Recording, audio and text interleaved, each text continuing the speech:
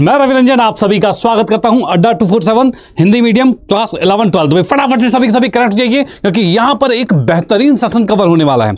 जैसे कि आप सभी को पता है, नहीं पता तो मैं बता देता हूं क्या चीज कि भाई आपका मॉडल पेपर यानी कि आपका बोर्ड, आपके बोर्ड्स ने आपके मॉडल पेपर को लॉन्च कर दिया है। उन्होंने बता दिया है कि किस प्रकार के पेपर आपके एग्जाम में आने वाला है। ये मॉडल पेपर लॉन्च करते क्यों हैं? तो वो इसलिए करते हैं कि आपको ये पता चल पाए कि इस बार का जो बोर्ड का पेपर होने वाला है वो किस टाइप का होने वाला है। ठीक है, मतलब कि उनकी जो लेवल रहने वाला है उनका, वो किस तरह का रहने वाला है, क्वेश्चन का लेवल किस तरह का रहने वाला है, जिससे कि आपको ये सारी चीजें पता चल पाए और उसी के अकॉर्डिंग आप तैयारी कर पाओ। ठीक है, तो पहला काम आपका यह है कि फटाफट से सेशन को शेयर कर दो, ओके, जिससे कि सभी को इस बारे में पता चल पाए कि हाँ सेशन स्टार्ट हो चुका है और ये जो आपका मॉडल पेपर है जो कि बोर्ड्स ने लॉन्च किया है वो आपको भी पता चल पाए ये किस प्रकार का लेवल रहा था पेपर का और कैसे उन क्वेश्चंस को सॉल्व करना है, कैसे उन सभी क्वेश्चन को समझना है, जानना है और हमें इस बार के बोर्ड में एकदम आग लगा देना है, एकदम धमाल करके फुल में से फुल नंबर लाने हैं। ठीक है, तो ये किस प्रकार से होगा उन सभी को हम यहाँ पर जानने वाले हैं।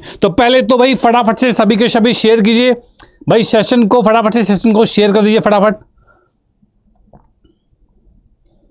हाँ जी भाई, फटाफट से सेशन को शेयर कर दीजिए। कौन कौन आ चुके हैं भाई, फटाफट से फिर हम सेशन को स्टार्ट करने वाले हैं, जानने वाले हैं, समझने वाले हैं कि भाई किस प्रकार का पेपर था ये।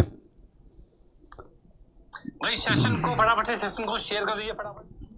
ठीक है भाई, सेशन को स्टार्ट करते हैं, जानते हैं, समझते हैं। जैसे कि हम देख पा रहे हैं आपका ये बोर्ड्स है, यूपी बोर्ड जो है उसने ये पेपर को लॉन्च किया है। अब हम सीधे पेपर की ओर चलते हैं। ठीक है, पेपर को जानते हैं, पेपर किस प्रकार का आया है और उसको हम डिटेल में शुरुआत से बिल्कुल समझना शुरू करते हैं। ठीक है, जैसे कि हम बात करें पेपर, हमारे पास जो पहला कॉन्टेंट में देख पा रहा हूँ, पेपर का पहला वाला पेज जो है उसके अंदर सबसे पहले आपको इंस्ट्रक्शन देखने को मिलती है कि यहाँ पर आपको ये जानना होता है कि पेपर में को किस तरह से पढ़ना है, किस तरह से उसको करना है, किस तरह से लिखना है, इन सब के बारे में शुरू में इंस्ट्रक्शन दी रहती है। ठीक है, मुझे पता है मोस्टली बच्चों के साथ यही होता है कि सर पहला पेज कौन पढ़ेगा, चलो ना आगे चलते हैं, फटाफट से क्वेश्चन करते हैं। तो नहीं, पहले इसको ध्यान से पढ़ लो, तब ना सही अब तो पढ़ लो। अब मैं समझा देता हूं कि क्या चीज है। तो यहां पर क्या है, जैसे कि आप देख पा रहे हो 2024-25 में 2024-25 का ये पेपर आपका है।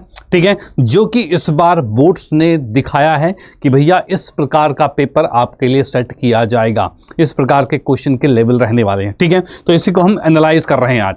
तो यहां पर हम देख पा रहे हैं हमें कुल समय जो मिलने वाला है वो कितना भाई, 3 घंटे 15 मिनट का समय मिलने वाला है। क्या भाई, 3 घंटे 15 मिनट का समय मिलने वाला है, इतनी बात कंफर्म। ठीक है, चलो Abhishek good evening, very good evening, चलो थैंक यू ऑफिशियल भाई। ठीक है, हेलो, फटाफट से भाई सेशन को शेयर करो यार, ऐसे मजा नहीं आएगा भाई, सेशन को शेयर कर दो फटाफट से, तभी मजा आएगा।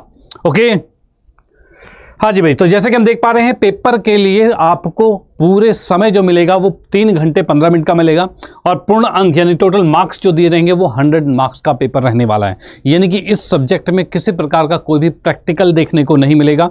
जैसे कि आपका फिजिक्स और केमिस्ट्री और बायो जो है, ठीक है, यानी कि रसायन विज्ञान, भौतिक विज्ञान, जीव विज्ञान, तीनों में ही प्रैक्टिकल देखने को मिलता है। लेकिन मैथमेटिक्स यानी गणित विषय में आपको किसी प्रकार का कोई भी प्रैक्टिकल देखने को नहीं मिलता। 100 मार्क्स का पूरा पेपर आपको देखने को मिलेगा। ठीक है, उसके बाद जैसे कि हम देख पा रहे हैं कि शुरू के 15 मिनट परीक्षार्थी को दिया रहते हैं, किस लिए कि भाई वो प्रश्न पत्र को पढ़ लें। ये पढ़ने का मतलब जब वो समय आपको दिया रहता है तो उस टाइम पे आपको पेपर को पढ़ना होता है, क्योंकि उस टाइम पे आपको आंसर शीट नहीं दी होती कि आप लिख पाओ।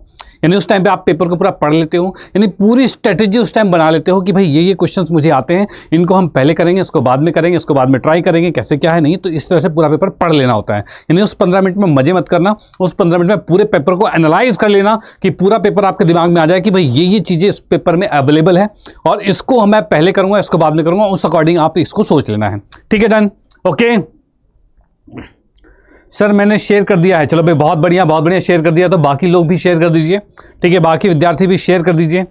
ठीक है, तो भाई यहाँ पर देख पा रहे हैं इसके अंदर सबसे पहले इंस्ट्रक्शन, इस प्रश्न पत्र में कुल 9 प्रश्न देखने को मिलेंगे। कितने भाई, ये 9 प्रश्न आपको देखने को मिल जाएंगे। भाई इस प्रश्न पत्र में टोटल 9 प्रश्न देखने को मिलेंगे और सभी प्रश्न अनिवार्य है, यानी कि कोई भी प्रश्न आपको छोड़ना नहीं है, हर एक प्रश्न को अटेम्प्ट करना है, हर एक क्वेश्चन को सॉल्व करना है। यानी जो 9 प्रश्न है 9 के 9 आपको सॉल्व करने हैं। ठीक है, अभी 9 प्रश्न किस प्रकार के होंगे तो यहाँ पर मैं आपको बता दूं, प्रत्येक प्रश्न के प्रारंभ में भाई जो भी प्रश्न आपका होगा उसके स्टार्टिंग में, प्रारंभ में ही आपको उल्लेख किया गया होगा कि उसके कितने खंड हैं, यानी उसके अंदर कितने खंड दिए हुए हैं। ठीक है, जैसे पहला क्वेश्चन उसमें 5 आपके ऑप्शन 5 खंड दे रखे हैं, तो हो सकता है उसमें 5 करने होंगे या फिर 4 करने होंगे। ये चीज़ें आपको शुरू में ही क्वेश्चन में दिया रहेगा। तो प्रत्येक प्रश्न के प्रारंभ में स्पष्ट उल्लेख होगा कि उसमें कितने खंड आपको करने हैं। ठीक है, ये रहेगा। उसके बाद प्रत्येक प्रश्न के अंक उसके सम्मुख अंकित रहेगा, यानी कि जितने भी प्रश्न होंगे, ठीक है, उस प्रश्न के जस्ट सामने उसका मार्क्स लिखा होगा कि भैया 1 नंबर का क्वेश्चन है, 2 नंबर का है, 3 नंबर का है, 5 नंबर का है, 8 नंबर का है। इस तरह का नंबर उसी के जस्ट सामने लिखा रहेगा। इतनी बात क्लियर है, कोई दिक्कत नहीं, डन एकदम। ठीक है, नेक्स्ट की हम बात करते हैं भाई। इसके बाद क्या है, प्रश्न पत्र में आरंभ कीजिए, मतलब प्रश्न पत्र से प्रथम प्रश्न से आरंभ कीजिए, यानी कोई ये कहना ही चाह रहा है, यानी इंस्ट्रक्शन आपको दिया रहेगा कि आप क्या कीजिए कि पहले प्रश्न से स्टार्ट करिए और अंत तक करते चले जाइए। और अगर जहां प्रश्न पर अटकते हो आप, ठीक है, जो प्रश्न आपको नहीं आता या अटकते हो, तो वहां पर समय व्यर्थ ना कीजिए, उसको छोड़कर आगे बढ़िए और आगे क्वेश्चन किए। बिल्कुल सही बात है, जब आप क्वेश्चन को करना शुरू करते हो तो आप स्टार्टिंग से शुरू कीजिए। जो क्वेश्चन आपको बहुत बढ़िया से आता है उसको फटाफट कर लो, जिसमें आपको दिक्कत लग रही है, नहीं समझ में आ रहा है, तो उसको छोड़ दो। क्योंकि जो पहले आपको सही से आता है पहले उसको तो खत्म कर लो, उसके बाद जाकर आपको उन पर टाइम बिताना है जो कि आपको नहीं आता, और फिर सोच कर उसको करना है। तो ठीक है, तो ये चीज का बिल्कुल ध्यान रखना है। इतनी बात कंफर्म, कोई दिक्कत नहीं है। हाँ जी गौरव, हेलो, बिल्कुल हेलो, ठीक है, बात बिल्कुल क्लियर है। ठीक है, ठीक है, तो भाई बाकी शेयर आप कर देना, कर दिया तो बहुत बढ़िया, नहीं किया तो भी कर देना, और सेशन को लाइक कर दो। फिर हम चलते हैं नेक्स्ट पर, आगे की बात करते हैं, आगे क्या होने वाला है। तो यहां पर जैसा कि मैं देख पा रहा हूं प्रथम प्रश्न की हम बात करते हैं। प्रथम प्रश्न में क्या क्या रखा है, सही विकल्प चुनकर अपने उत्तर पुस्तिका में लिखिए। यानी कि क्वेश्चन में आपके पास एक बहुविकल्पीय प्रश्न देखने को मिल रहा है। क्या भाई, बहुविकल्पीय प्रश्न आपको देखने को मिल रहा है। और बहुविकल्प प्रश्न की बात की जाए, जैसे कि हम देख पा रहे हैं, इसमें से इसने कहा सही विकल्प चुनकर उत्तर पुस्तिका में लिखिए। यानी कि आपको देखना है ये प्रश्न जो आपको दिया है इसमें सही विकल्प कौन सा वाला है, उनको चुनकर, सही वाले को चुनकर और आपको आंसर लिख देना है। तो एक बार कोई मुझे कमेंट करके बताना चाहेगा कि इसका कौन सा आंसर सही होगा, फटाफट से बताइए कि भाई इनमें से कौन सा वाला आंसर बिल्कुल सही होने वाला है। कोई बताना चाहेगा, फटाफट बताइए, फिर हम इसको आगे की ओर लेके चलते हैं। भाई पूरा पेपर हम आज करने वाले हैं, पूरा पेपर का सॉल्यूशन हम देखने वाले हैं, तो बिल्कुल नजर स्क्रीन पर होनी चाहिए, आखिर तक बने रहिए, जिससे कि आपको मजा आ जाए और चीजें एनालाइज कर पाओ कि इस प्रकार का पेपर रहेगा, इस लेवल का पेपर रहने वाला है, जिससे कि आपको सब चीजें समझ में आ जाए, अपने माइंड को सेटअप कर पाओ कि हाँ भाई इतने लेवल तक तो पढ़ना ही पढ़ना है, इससे ऊपर ही जाना है। ठीक है, डन, ओके। तो जैसा कि मैं देख पा रहा हूं ए ऑप्शन पर कुछ ने बच्चों ने कहा है। ठीक है, चलो कोई बात नहीं, यहां पर हम देख लेते हैं। मान लीजिए कि fx बराबर 3x है। अब ये फलन जो परिभाषित है r से r, यानी कि आप इसमें कोई वास्तविक संख्या रखोगे और वास्तविक संख्या ही आंसर आएगा। ठीक है, अब सही उत्तर चुनिए। देखो एकाक क्या होता है, एकाक का मतलब होता है कि आप कभी भी किसी भी एक अंक को रखते हो तो उस पर एक नया, एक अलग आंसर ही आएगा। ठीक है, यानी आप अगर इसमें 1 रखोगे तो फिर 3 एकम 3 आ जाएगा, 2 रखोगे तो 6 आ जाएगा, 3 रखोगे तो 9 आ जाएगा।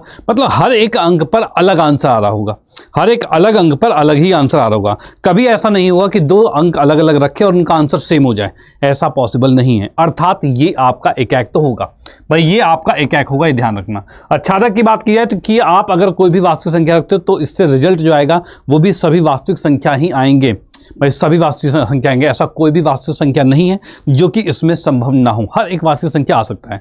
अब बोलोगे सर ये आप 1 2 रख रहे हो तो इसका आंसर 1 कहाँ आ रहा है, 1 भी आना चाहिए, 1 कैसे आएगा भैया? अगर आप x की जगह पर 1/3 रख दोगे तो यहाँ 1/3 करके 3 से 3 काटकर 1 आंसर आएगा, नहीं आएगा? बिल्कुल आएगा, यानी हर एक अंक आए जा सकते हैं, कोई दिक्कत नहीं है।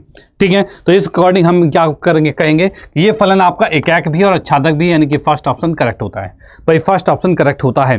और अगर आप सच में चाहते हो इस चैप्टर से रिलेटेड डीपली नॉलेज लेना तो भैया मैंने चैप्टर करवाया हुआ है, बिल्कुल इसी कहा जाए तो इसी चैनल पे आपको फर्स्ट चैप्टर पर जा सकते हो, वहाँ पर पूरा डिटेल सॉल्यूशन देख सकते हो, डिटेल एक्सप्लेनेशन देख सकते हो, तो वहाँ पर से भैया पढ़ भी सकते हो, कोई दिक्कत नहीं है। ठीक है, डन। तो फिलहाल हमने ये वाला प्रश्न देख लिया और इस प्रकार के प्रश्न भी हमने किए हुए थे, बिल्कुल किए हुए थे।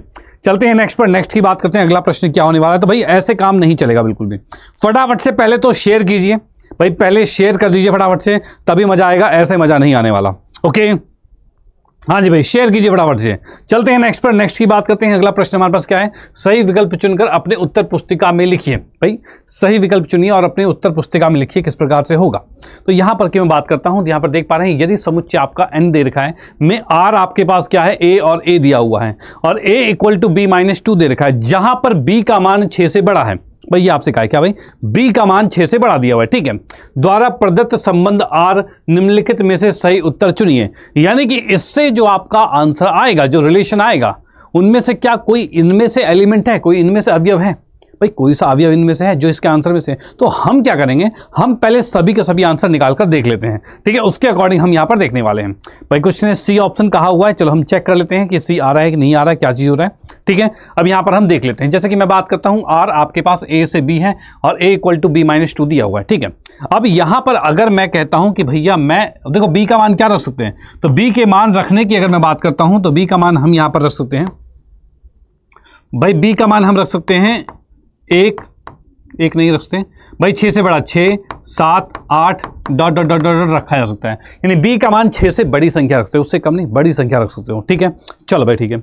अब इस अकॉर्डिंग संबंध की अगर मैं बात करता हूं तो संबंध के अकॉर्डिंग देखा जाए तो मैं यहां पर देख सकता हूं कि अगर मैं b का मान 6 रखता हूं तो a 4 आएगा, यानी ये 4 और 6 आएगा, ठीक है। अगर b का मान 6 से अगला वाला 7 रखा जाए तो 7 रखती a 5 आएगा, यानी 5 और 7 आ रहा है। फिर अगेन क्या होगा, तो 6 और 8 आ जाएगा, ठीक है। और उसके बाद अगेन क्या होगा, तो 7 और 9 हो जाएगा, और उसके अकॉर्डिंग ये चलता जाएगा। यानी कि आप देख पा रहे हो हर बार कोई भी आप अवयव रखते हो, एक पहले x वाला, उससे 2 ज़्यादा तो ये y वाला निकलेगा, ठीक है। ये प्रोसेस चल रहा है। अब क्वेश्चन में कह रहा है कि भाई कौन सी चीज़ इस संबंध में बिलोंग कर रही है, तो क्या 2 4 है, तो 2 4 तो नहीं है, यानी ये तो गलत हो गया।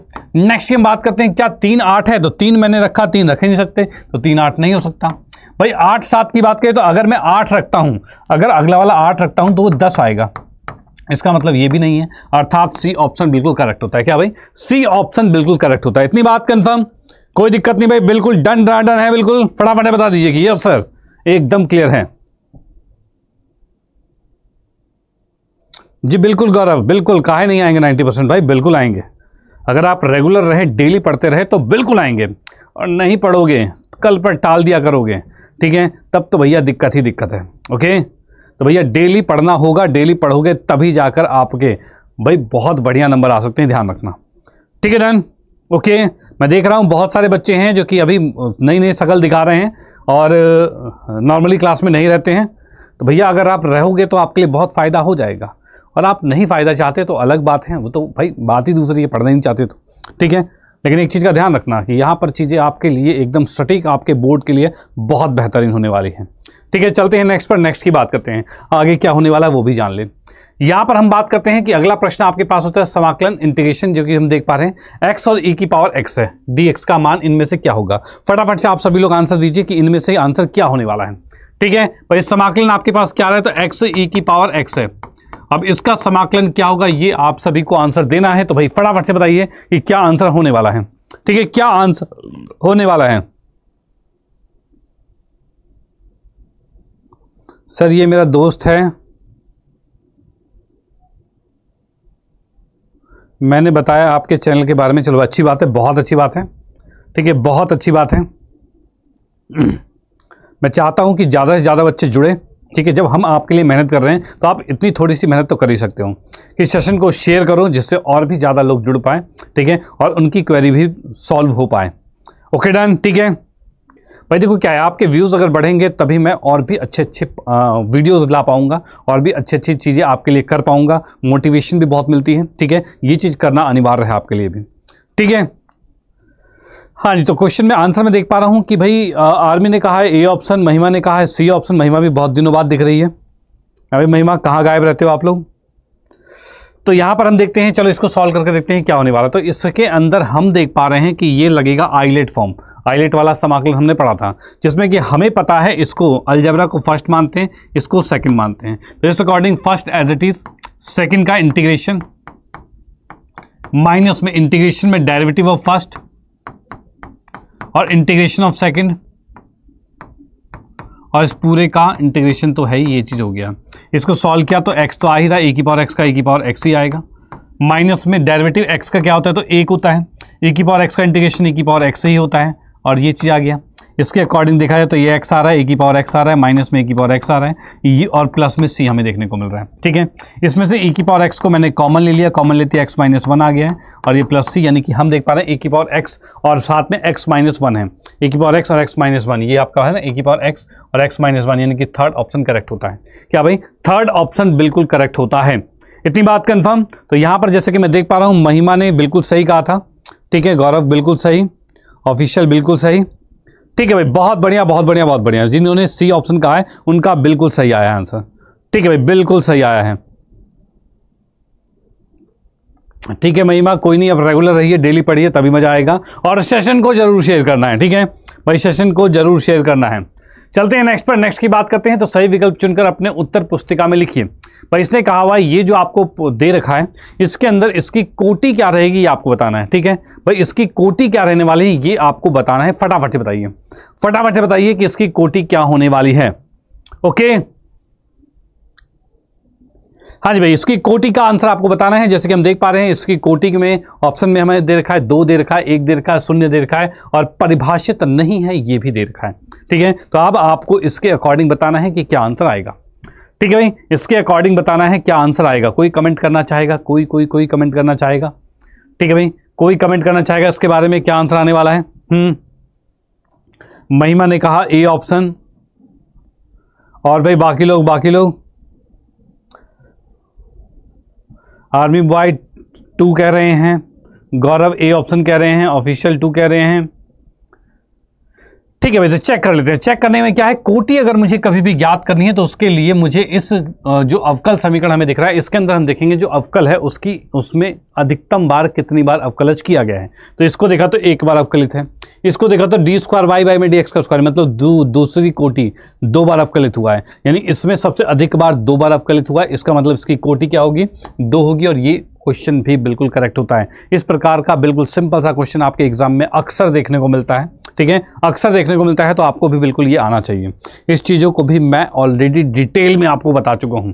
ठीक है, क्योंकि मुझे पता है ऐसे क्वेश्चन आते हैं, इसलिए मैं आपको बता दूं कि आज जो हम सेशन देख रहे हैं अभी तक मैंने इतने दिनों में जो चीज़ें पढ़ाई हैं, देखो मोस्टली चीज़ें इसमें आपको देखने को मिल जाएंगी। यानी कि बोर्ड्स जो एग्ज़ाम बनाता है भैया वो हम पहले ही प्रेडिक्ट कर चुके हैं, पहले ही बता चुके हैं। ठीक है, हर चीज़ आपको मैं ऑलरेडी पहले बता चुका हूँ, कुछ भी नया नहीं देखने को मिलेगा, ध्यान रखना। ठीक है, फिर भी हम यहाँ पे डिस्कस कर रहे हैं कि पेपर किस प्रकार का पूछते हैं वो भी हम देख लेते हैं। ठीक है डन, ओके चलो नेक्स्ट की हम बात करें। इसने कहा हुआ है यदि सदिश ये और ये जो है परस्पर लंब है तो लैम्डा का मान क्या होगा ये आपको ज्ञात करना है। भाई क्या दे रखा है 2i प्लस जे प्लस के और i माइनस में 4j प्लस में लैम्डा के, ये दोनों आपस में लंबवत है। तब आपको बताना है लैम्डा का ऐसा क्या मान रहे हैं जिससे कि ये दोनों लंबवत माने जाएंगे। बिल्कुल ठीक है भाई, लैम्डा का ऐसा क्या मान रहा है जिससे कि ये दोनों लंबवत माने जाएंगे। फटाफट से बताइए क्या आंसर आएगा इसका। तो अमन शेयर करो सेशन को, फटाफट से शेयर करो तभी बढ़ेंगे। ओके देख रहे हो इसको, इन क्वेश्चनों के सामने 1 नंबर लिखा हुआ है, अर्थात ये सभी 1-1 नंबर के आपके एमसीक्यूज होने वाले हैं। ओके, और मैं आपको बता दूं कि आप अगर देखना चाहते हो सर ये क्वेश्चन क्या आपने करवाया था, अरे भैया ये वाला चैप्टर जो मैंने पढ़ाया है उस पर जाके तो देखो, सेम क्वेश्चन आपको ऑलरेडी मैं बता चुका हूं। ठीक है, सेम ऐसा ही क्वेश्चन आपको ऑलरेडी बताया जा चुका है और इसका मतलब ये है कि हमें पता है किस प्रकार का पेपर आने वाला है। अगर आप रेगुलर रहे, डेली पढ़ते रहें, तो इस बार मैथ्स में आपके कहते हैं ना सबसे टॉप पर आने से आपको कोई नहीं रोक सकता। बस आपको वो चीज़ें सभी पढ़नी पड़ेगी जो हमने आपको बताया है। ठीक है, वो सभी चीज़ें आपको करनी होगी। यहाँ पर जैसे कि मैं देख पा रहा हूँ क्या चीज़ भाई, ऑफिशियल 2 कह रहे हैं, आर्मी बॉय बी कह रहे हैं, महिमा बी है, गौरव बी है। ठीक है भाई, चेक करते हैं बी ऑप्शन आ रहा है कि नहीं आ रहा। अब देखो क्या है, ये आपका पहला ए वेक्टर है, ये आपका दूसरा यानी कि बी वेक्टर है, ये 2 चीज़ होगी। अब यहाँ से मैं कहता हूँ ए वेक्टर डॉट बी वेक्टर, ये आपका 0 होता है। कब?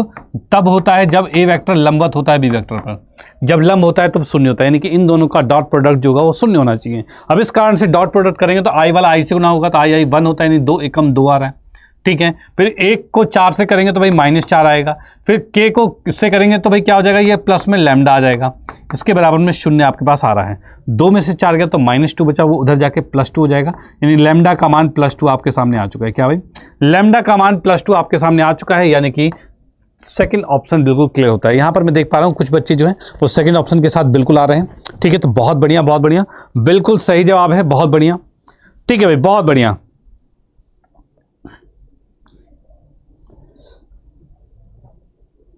हाँ जी, गुड बॉय हैं सब, बिल्कुल सही बात है, सब बहुत अच्छे बच्चे हैं। चलो ठीक है, चलते हैं नेक्स्ट पर, नेक्स्ट क्वेश्चन की बात करते हैं। अगला प्रश्न में क्या कहना चाह रहा है, तो यहां पर की मैं बात करता हूं अगले प्रश्न के लिए।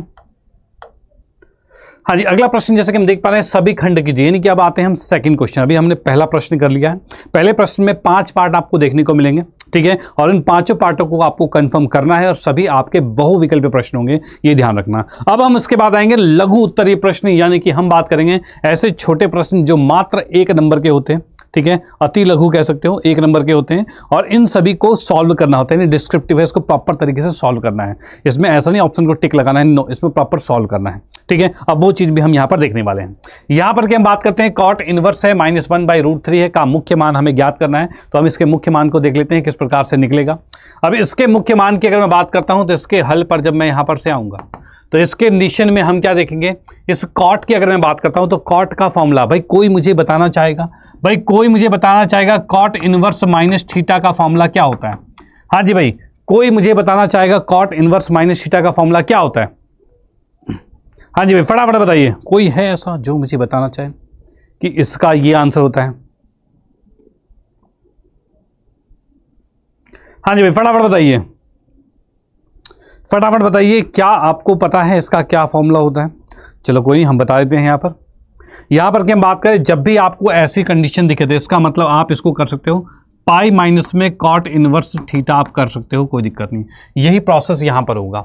यहां पर हम क्या मान रहे हैं, तो यहां पर क्या हम बात करते हैं, यहां पर मैंने x इक्वल टू मान लिया है कि कॉस इनवर्स और भाई -1/√3 लिखा है।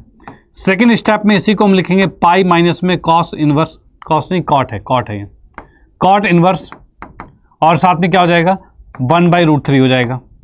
अब इसके बाद की मैं बात करता हूं तो पाई तो आपके पास आ ही चुका है। कॉट 1/√3 कब होता है, तो सर कॉट जो होता है वो 1/√3 जो होता है ये होता है 60 पर होता है, यानी कि π/3 पर होता है। किस पर भाई, π/3 पर होता है ये भाई, इस पर होता है। इसको सॉल्व किया जाए तो आपका आंसर आ जाएगा 2π/3 आ जाएगा।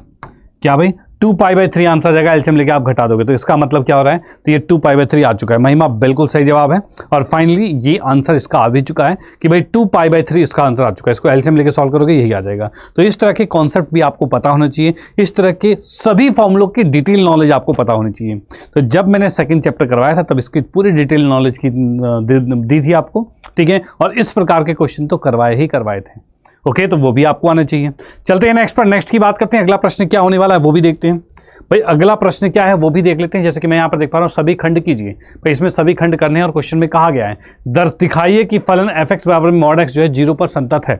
भैया 0 पर संतत है ये हमें दिखाना है, तो इसको दिखाने के लिए क्या होगा, जैसे कि मैं इस f(x) की बात करता हूँ तो यहाँ पर मैं इसको 2 टुकड़ों में तोड़ सकता हूँ। कैसे भाई, तो इसमें हम लिख सकते हैं एक आएगा -x आएगा और एक आएगा x आएगा। कब, जब x का मान <0 होता है तब ये आएगा, जब x का मान > 0 होगा तब ये आएगा। 2 तरह की आपकी चीजें दिख रही है। ठीक है डन, कोई दिक्कत नहीं है। अब यहां पर अगर आपको संतत सिद्ध करना है, यानी कि लेफ्ट और राइट दोनों में ही सेम होना चाहिए, अर्थात मैं यहां पर कहूंगा लिमिट मैंने लिखा x टेंड्स टू 0, नेगेटिव की बात कर रहे हैं। इस पर चेक किया 0 नेगेटिव मतलब 0 से छोटा, कौन सा वाला है, तो ये वाला है। 0 छोटा ये वाला है, भाई 0 छोटे पर ये आ रहा है। ठीक है, अब इस कंडीशन में क्या होगा, तो इस कंडीशन में मैं यहां पर देखता हूं, मैं लिखता हूं लिमिट x टेंड्स टू 0 और यहां पर आ रहा है -x। अगर मैं 0 को उठा कर यहां रखता हूं तो 0 ही आंसर आएगा। सेम प्रोसेस नेक्स्ट के लिए चलेंगे तो x tends to 0 positive f(x) की बात करें मतलब 0 से बड़ा ये वाला है, ये सिचुएशन है। यानी कि इसके अंदर हम लिख सकते हैं limit x tends to 0 positive और यहाँ पर हम x लिखेंगे और जैसे ही मैंने 0 रखा आंसर 0 आ गया।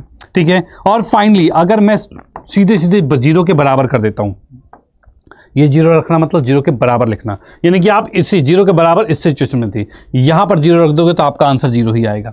तीनों ही सिचुएशन सेम है, यानी कि अब हम यहां पर लिखेंगे क्या चीज कि भाई लिमिट x टेंड्स टू 0 है, नेगेटिव f(x) है, बराबर में लिमिट x टेंड्स टू 0 है और ये पॉजिटिव f(x) है, अब बराबर में f(0) है। ये तीनों चीजें आपके सामने आ चुकी है। क्या भाई, ये तीनों चीजें आपके सामने आ चुकी है। इतनी बात कंफर्म है, कोई दिक्कत नहीं भाई, डन। हाँ जी भाई, इतनी बात क्लियर है। तो यहां से मैं देख पा रहा हूं left hand limit, right hand limit और जो मिडिल वाला नंबर है यानी इक्वल टू पर है, तीनों ही एकदम बराबर हो चुके हैं। क्या भाई, तीनों ही एकदम बराबर हो चुके हैं, ये बात ध्यान रखनी है। इतनी बात कंफर्म है, कोई दिक्कत नहीं, एकदम डन डन डन भाई, फटाफट से कर दीजिए कि यस सर डन है, एकदम डन है भाई, बिल्कुल डन है। फटाफट से थम्स अप कर दो कि यस सर बिल्कुल डन हो चुकी है बात। ठीक है, चलो भाई चलते हैं नेक्स्ट पर, नेक्स्ट की बात करते हैं। अगला प्रश्न क्या होता है वो भी देख लेते हैं। अगला प्रश्न जैसे कि हम देख पा रहे हैं, इसमें हमें घात बताना है, घात क्या होगी। तो भैया इसमें हमें घात बताना है, तो घात क्या होगी भाई फटाफट से बताइए। कोई कमेंट करना चाहेगा घात क्या होगी, क्योंकि एक नंबर का क्वेश्चन है, फटाक सा छोटे में ही सॉल्व हो जाता है भाई। एक नंबर का क्वेश्चन है, फटाफट से बताइए कि आपकी घात, इसमें घात कितनी होगी भाई, इसमें घात कितनी होगी। ठीक है, इसमें घात बताइए। पहले तो मैं इसमें कोटि लिख देता हूँ, ऐसे पूछा नहीं लेकिन मैं बता देता हूँ भाई। इसमें क्या करें, कोटि एवं घात, अच्छा दोनों ही पूछा हुआ है। तो यहां पर हम बात करेंगे कोटि की। कोटि कितना हो रहा है भाई, कोटि की बात की जाए तो हम यहां पर देखेंगे अधिकतम बार कितनी बार अवकलित हुआ है। तो ये एक बार हुआ है अवकलित, ये एक बार हुआ है और ये 2 बार अवकलित हुआ है, यानी कि इसकी कोटि 2 है क्योंकि ये 2 बार अवकलित हुआ है। चलो ठीक है, अब हम बात करेंगे घात की। तो घात कितना होगा, कोई कमेंट करना चाहेगा भाई, कोई कमेंट करना चाहेगा कि घात इतना होगा उतना होगा, कोई भी कमेंट कर दो यार। हाँ जी भाई, कोई कमेंट कर दो कि यस सर घात इतना हो रहा है भाई। कोटि तो 2 हो गई है, घात बताइए। तो यहां पर मैं आपको बता दूं, घात निकालने के लिए जो आपकी अधिकतम बार अवकलित चीज दिख रही है उसकी घात देखनी है, यानी उसकी पावर देखनी है। इसकी पावर क्या है, तो इसकी पावर कुछ भी नहीं है, मतलब 1 हुआ। यानी इस कंडीशन में मैं इसकी घात जो कह सकता हूं, ये कितनी आएगी, ये 1 आएगी भाई, इसकी घात 1 आएगी और ये मामला भी खत्म। ठीक है, ये मामला भी बिल्कुल फिनिश हो चुका है। ओके डन, ठीक है भाई। नहीं, इसमें कोटि 2 है और घात 1 ही आ रहा है। घात इसमें जो अधिकतम बार अवकलित है उसकी पावर देखी जाती है वो 1 है, कुछ नहीं मतलब 1 है, यानी इसलिए हमने घात को 1 लिखा हुआ है। ठीक है, चलते हैं अगले प्रश्न पर। अगला प्रश्न भी जानते हैं वो क्या कहना चाह रहा है। ठीक है भाई, अगले प्रश्न पर भी जानते हैं कि वो क्या कहना चाह रहा है। तो यहां पर मैं देखना चाहूँ कि भाई 2 बिंदु आपको दे रखे हैं, पहला बिंदु ये है, दूसरा बिंदु ये है, को मिलाने वाले रेखा का दिक् कोसाइन ज्ञात कीजिए। भाई इन दोनों रेखाओं के मिलाने वाली रेखा का दिक् कोसाइन आपको ज्ञात करना है, क्या होगा। तो भाई देखो क्या चीज, जैसे कि मैं इसको कहूं कि ये ए बिंदु है और ये बी बिंदु है, तो इसके हल की हम बात करें तो यहां से मैं कहना चाहूं कि भाई ए बी वैक्टर जो हमारे पास आ रहा है वो क्या है। तो ए बी वैक्टर आएगा x2 माइनस में x1, यानी 1 माइनस में -2 यानी कि 3i हो जाएगा। फिर 2 में से 4 गया तो -2j हो जाएगा, और फिर 3 में से -4 -5 मतलब प्लस में 8k हो जाएगा। भाई इस प्रकार से आपको देखने को मिल रहा है ए बी वैक्टर ये आ गया। क्या भाई, ए बी वैक्टर आपका ये आ चुका है, इतनी बात कंफर्म। ठीक है, बिल्कुल डन। चलो ये ए बी वैक्टर आ गया है। अब क्वेश्चन में कहा है कि इसका डायरेक्शन कोसाइन बताना है, उसके लिए आपको इसी के परिमाण की बात करेंगे। इसका परिमाण कैसे निकलता है, तीनों के वर्गों का योग। 3 का वर्ग 9 आएगा, 2 का वर्ग 4 आएगा, 8 का वर्ग 64 आ जाएगा। भाई ये आ गया। यहाँ पर से मैं देखता हूँ तो मुझे क्या दिख रहा है, 64 4 68 68 और 9 कितना होगा, 77 आ जाएगा। भाई ये 77 आपके सामने आ चुका है, रूट में 77 आपके सामने आ चुका है, इतनी बात कंफर्म। ठीक है भाई, अंडर रूट में 77 ये आप सभी के सामने आ चुका है। चलो ठीक है, बहुत बढ़िया, रूट में 77 आ गया। ए बी का परिमाण ये आपके सामने आ चुका है। ठीक है, अब क्वेश्चन में हमें चाहिए एल एम एन, यानी कि हमें दिक् कोसाइन चाहिए, जो कि एल होता है, एल मतलब 3, ये पहला वाला जो है, इसके बटे में टोटल ये जो परिमाण है ये जाएगा। फिर एम की बात करें तो दूसरे वाला यानी कि -2, इसके बटे में जो टोटल है वो आएगा। एन की बात करें तो 8 बटे में टोटल जो आएगा वो आएगा, भाई ये आएगा। ठीक है भाई, ये 3 चीज आ चुकी है, एल एम एन तीनों चीजें आपके सामने आ चुकी हैं, इतनी बात कंफर्म। ठीक है डन, ओके बिल्कुल डन है बात, एल एम एन आप सभी के सामने आ चुका है। ठीक है, चलते हैं नेक्स्ट पर, नेक्स्ट की बात करते हैं। अगला प्रश्न क्या है वो भी हम देख लेते हैं। ठीक है भाई, अगला प्रश्न देख लेते हैं क्या होने वाला है। सर ये क्वेश्चन मिस या पहले वाला, क्या कहना क्या चाहते हो ऑफिशियल भाई। ठीक है, चलते हैं नेक्स्ट पर, नेक्स्ट की बात करते हैं। आप कमेंट कीजिए, कोई बात नहीं, हम देख लेंगे। क्वेश्चन में कहा जा रहा है कि भाई सभी खंड कीजिए, जिसमें कि अब 5वां पार्ट आपके सामने आ चुका है। अब 5वें पार्ट की बात करें तो क्वेश्चन में कहा है पी ए बाई बी को हमें ज्ञात करना है। क्या भाई, पी ए बाई बी को हमें ज्ञात करना है। अब इसकी हम बात करें तो इसके हल पर जब मैं आता हूं तो यहां पर मैं कह सकता हूं भाई पी ए बाई बी अगर आपको ज्ञात करना है तो इसके लिए कहा जाए तो भाई पी ए बाई बी का फॉर्मूला होता है पी ए इंटरसेक्शन में बी होता है और बटे में पी बी होता है। भाई ये चीजें होती हैं, ठीक है, ये चीजें होती है। अब देखते हैं क्वेश्चन में क्या ये सब चीजें दी हुई है, तो भाई हाँ दे रखी है। इंटरसेक्शन की बात करें तो ऊपर वाला है 4/13 दिया हुआ है। नीचे पीबी की बात करें तो पीबी कितना है, तो ये 9/13 दे रखा है। इस 13 से 13 कट गया और आपका आंसर आ चुका है कितना, 4/9 आ चुका है और यही आंसर आ गया। कोई दिक्कत नहीं भाई, बिल्कुल क्लियर है भाई, बिल्कुल क्लियर है, कोई दिक्कत नहीं है। ठीक है डन, एकदम बात क्लियर। ओके चलो भाई, ये कॉन्सेप्ट भी क्लियर होता है। चलते हैं नेक्स्ट पर, नेक्स्ट की बात करते हैं। यहां पर देख पा रहा हूं कि भाई अब आपके सामने आ चुका है तीसरा प्रश्न। इसने कहा है सभी खंड को कीजिए, और इसमें भी क्वेश्चन अब जो तुम्हारे आने वाले हैं वो थोड़े से बड़े हो गए, अर्थात 2 नंबर वाले क्वेश्चन हो गए। क्या भाई 2 नंबर वाले क्वेश्चन आप सभी के सामने आ चुके हैं, इतनी बात कंफर्म, ठीक है। अब ये 2 नंबर वाले क्वेश्चन की बात करें तो ये पहला इसने कहा है ए आपका 1 2 है, बी आपका 3 4 है, तो ए और बी में संबंध की संख्या ज्ञात कीजिए। भैया ए और बी में संबंध की संख्या हमें ज्ञात करनी है। अच्छा, कोई कमेंट करना चाहेगा ए और बी में संबंधों की संख्या कितनी होगी? फटाफट बताइए कि ए और बी में संबंधों की संख्या कितनी बन सकती है, ये कोई बताना चाहेगा? फटाफट से बताओ। हाँ जी भाई, फटाफट से बताओ ए और बी में संबंधों की संख्या कितनी होगी? जैसे कि हम ए की संख्या की बात करें तो ए के अंदर कुल 2 अवयव हैं। भाई बी के अंदर की संख्या की बात की जाए तो इसमें भी कुल 2 ही अवयव हैं। अगर यही मैं बात करूं कि ए क्रॉस बी की बात की जाए तो इसके अंदर कितना है, तो 2 दूनी 4, भाई 4 संख्याएं हैं, ठीक है। लेकिन अब आपसे कहा गया कुल संबंधों की संख्याएं कितनी होगी, कुल संबंधों की संख्या है। तो महिमा वर्मा कह रही है 16। चलो हम चेक करते हैं। तो भाई यहां पर कि हम बात करते हैं तो यहां पर मैं लिख देता हूं कुल संबंधों की संख्या, कुल संबंधों की संख्या भाई कुल संबंधों की संख्या की अगर बात की जाए तो यहां से मैं देख पा रहा हूं कि 2 की घात 4 होगा, जिसे हम कहते हैं 2 दूनी 4 दूनी 8 दूनी 16 होता है, यानी कि ये आपका 16 आ चुका है। क्या भाई, ये आपका 16 आ चुका है और ये कॉन्सेप्ट भी बिल्कुल क्लियर होता है, ठीक है डन। भाई एक बार सभी के सभी थम्स अप करके बता दीजिए कि यस सर, ये वाला मुद्दा बिल्कुल क्लियर हो गया है, अब दिक्कत नहीं आएगी, ठीक है, बिल्कुल दिक्कत नहीं आएगी, ये कॉन्सेप्ट भी बिल्कुल क्लियर हो चुका है, ठीक है भाई, बिल्कुल डन डन डन। फटाफट बताइए कि यस सर बिल्कुल बात क्लियर है। हाँ जी भाई, फटाफट से थम्स अप आ जाना चाहिए सभी का कि यस सर बात बिल्कुल क्लियर हो चुकी है, कोई दिक्कत नहीं है, ठीक है भाई, बिल्कुल क्लियर हो चुकी है, कोई दिक्कत परेशानी नहीं, एकदम ओके है, ठीक है। चलते हैं नेक्स्ट पर, नेक्स्ट की बात करते हैं। तो यहां पर क्वेश्चन में कहा गया है कि भाई आपसे कहा है y इक्वल टू में a साइन x है और b cos x है, तो सिद्ध कीजिए कि इनका डबल डेरिवेटिव प्लस में y बराबर 0 होता है। ये हमें सिद्ध करना है। चलो सिद्ध करते हैं इसे। सिद्ध करने की बात करें तो जैसा कि हमें जो यूज करना है इसमें डबल डेरिवेटिव यूज करना है, यानी कि y आपको जब दे रखा है y इक्वल टू में a साइन x दिया हुआ है और प्लस में b cos x दे रखा है। अब यहां से अगर मैं इसका डेरिवेटिव करूं यानी dy बाई डी एक्स किया जाए तो यहां से हम कह सकते हैं भाई a तो a आ गया, साइन का डेरिवेटिव क्या होता है, तो साइन का cos होता है, चलो ठीक है।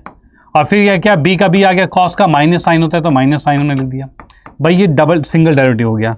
डबल डेरिवेटिव की बात करें डी स्क्वायर वाई बाई में डी एक्स का स्क्वायर कर दिया गया। इस कंडीशन में a तो आपका है, cos का डेरिवेटिव माइनस साइन होता है तो ये माइनस हो जाएगा यहाँ पर, और माइनस से b है, साइन का क्या होता है तो cos होता है तो cos ही हो जाएगा, ठीक है। ये चीज़ आपके सामने आ गया, कोई दिक्कत नहीं, डन, ठीक है। चलो अब इस पूरे को उठाकर लेफ्ट में ले आता हूं तो मुझे क्या देखने को मिल रहा है, डी स्क्वायर वाई बाई में डी एक्स का स्क्वायर है, और ये पूरी चीज उठाकर लेफ्ट में लाओगे तो प्लस में आ जाएगा a साइन एक्स प्लस में b कॉस एक्स आ जाएगा।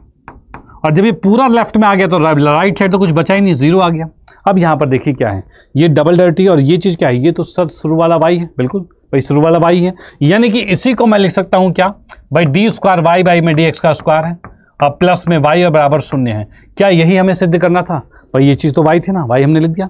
क्या हमें यही सिद्ध करना था कि भाई इसके बराबर 0? तो यस सर बिल्कुल यही सिद्ध करना था। जब यही सिद्ध करना था तो ये सिद्ध हो चुका है, कोई दिक्कत ही नहीं है, ठीक है भाई, कोई दिक्कत ही परेशानी है ही नहीं, ये मुद्दा भी बिल्कुल क्लियर होता है। चलते हैं नेक्स्ट पर, नेक्स्ट की बात करते हैं, अगला प्रश्न क्या है वो भी जानते हैं, ठीक है भाई। अगले प्रश्न को भी जान लेते हैं वो क्या कहना चाह रहा है। यहाँ पर हम देख पा रहे हैं सभी खंड कीजिए कि भाई क्या खंड है, भाई सदिश आपको दे रखा i plus minus 2j plus 3 के आपको दिया है और 3i माइनस 2j प्लस के है के बीच का कोण हमें ज्ञात करना है। भाई इन दोनों के बीच कोण ज्ञात करना है। अब कोण का एक फॉर्मूला हुआ करता था, उस फॉर्मूले के तहत ही हम इस क्वेश्चन को बड़े प्यार से हल कर लेंगे। यहाँ पर क्या हम बात करते हैं, अगर दोनों के बीच के कोण के फॉर्मूले की बात की, पहले तो मैं लिख देता हूँ, ये आपका a वेक्टर है जिसे हम कहेंगे i माइनस में 2j और प्लस में 3k। नेक्स्ट की हम बात करते हैं, ये b वेक्टर आएगा जिसे हम कहेंगे 3i माइनस में 2j और प्लस में k आएगा। अब इन दोनों के बीच का कोण निकालना मतलब cos थीटा वाला फॉर्मूला चलेगा जिसे हम कहेंगे क्या भाई, इसे हम कहेंगे a डॉट बी बटे में हमारे पास आ रहा है मॉड a और मॉड b कहा जाएगा। भाई ये चीज़ होगा।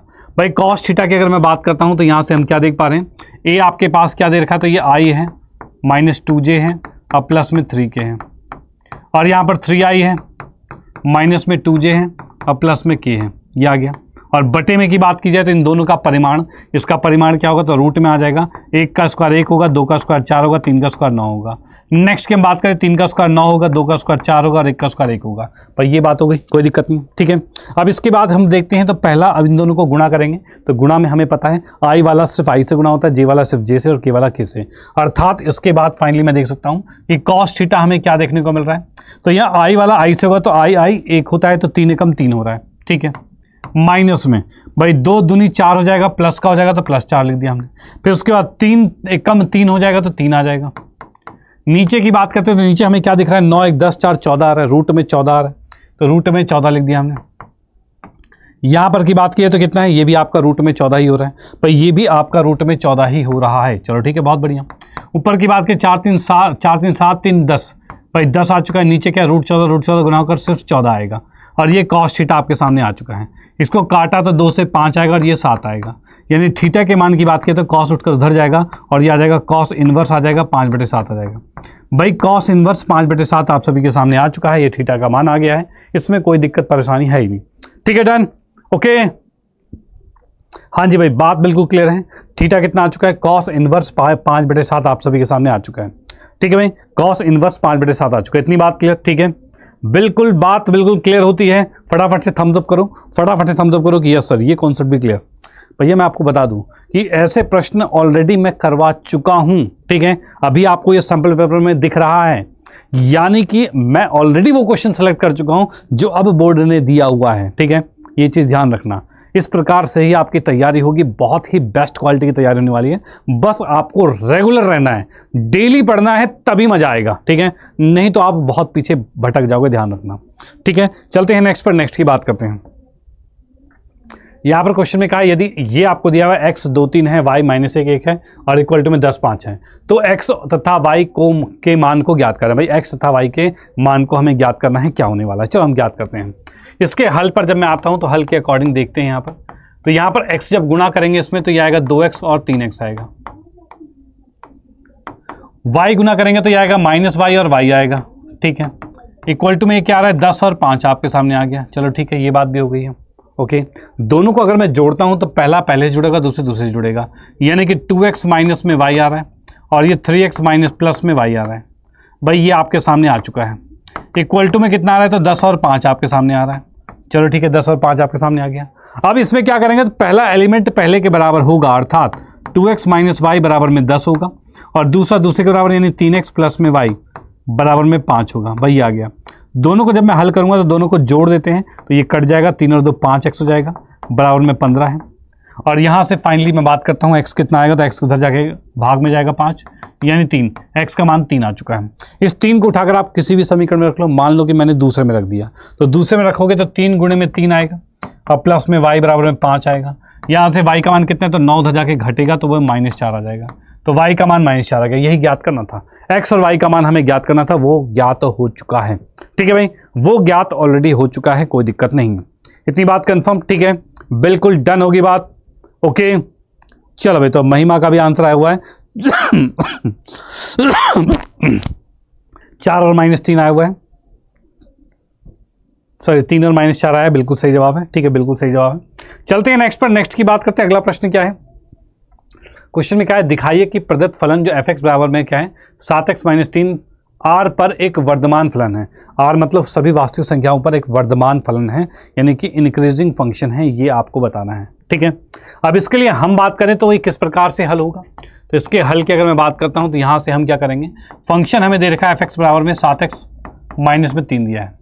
इसका आप पहले डेरिवेटिव करोगे तो ये कितना आएगा, तो इसमें हम देखेंगे ये 0 हो जाएगा और ये मात्र 7 बचेगा। ये मात्र 7 आपके सामने बचेगा। ठीक है, डन, कोई दिक्कत नहीं है, ओके। चलो भाई, बहुत बढ़िया, ये आपके सामने आ गया। अब यहां से हम क्या देख पा रहे हैं कि आप इस डेरिवेटिव्स के अंदर x का कोई भी मान रख लो। क्या भाई, कोई भी मान रख लो, ये तो ऑलवेज ग्रेटर देन 0 रहेगा, ये हमेशा 0 से बड़ा है। यानी कि आप यहां पर लिखते हो कि तब x के बिलोंग्स टू r, यानी कि सभी वास्तविक मान पर, ठीक है, पर फंक्शन जो है ये क्या होगा, वर्धमान होगा। फंक्शन जो है वर्धमान है, इतनी बात क्लियर। ठीक है भाई, फलन जो है वो x के सभी मान पर, सभी वास्तविक मान पर वर्धमान हो रहा है। इतनी बात कंफर्म, बिल्कुल डन डन डन। हाँ जी भाई, बिल्कुल डन है, कोई दिक्कत नहीं भाई, एकदम ओके।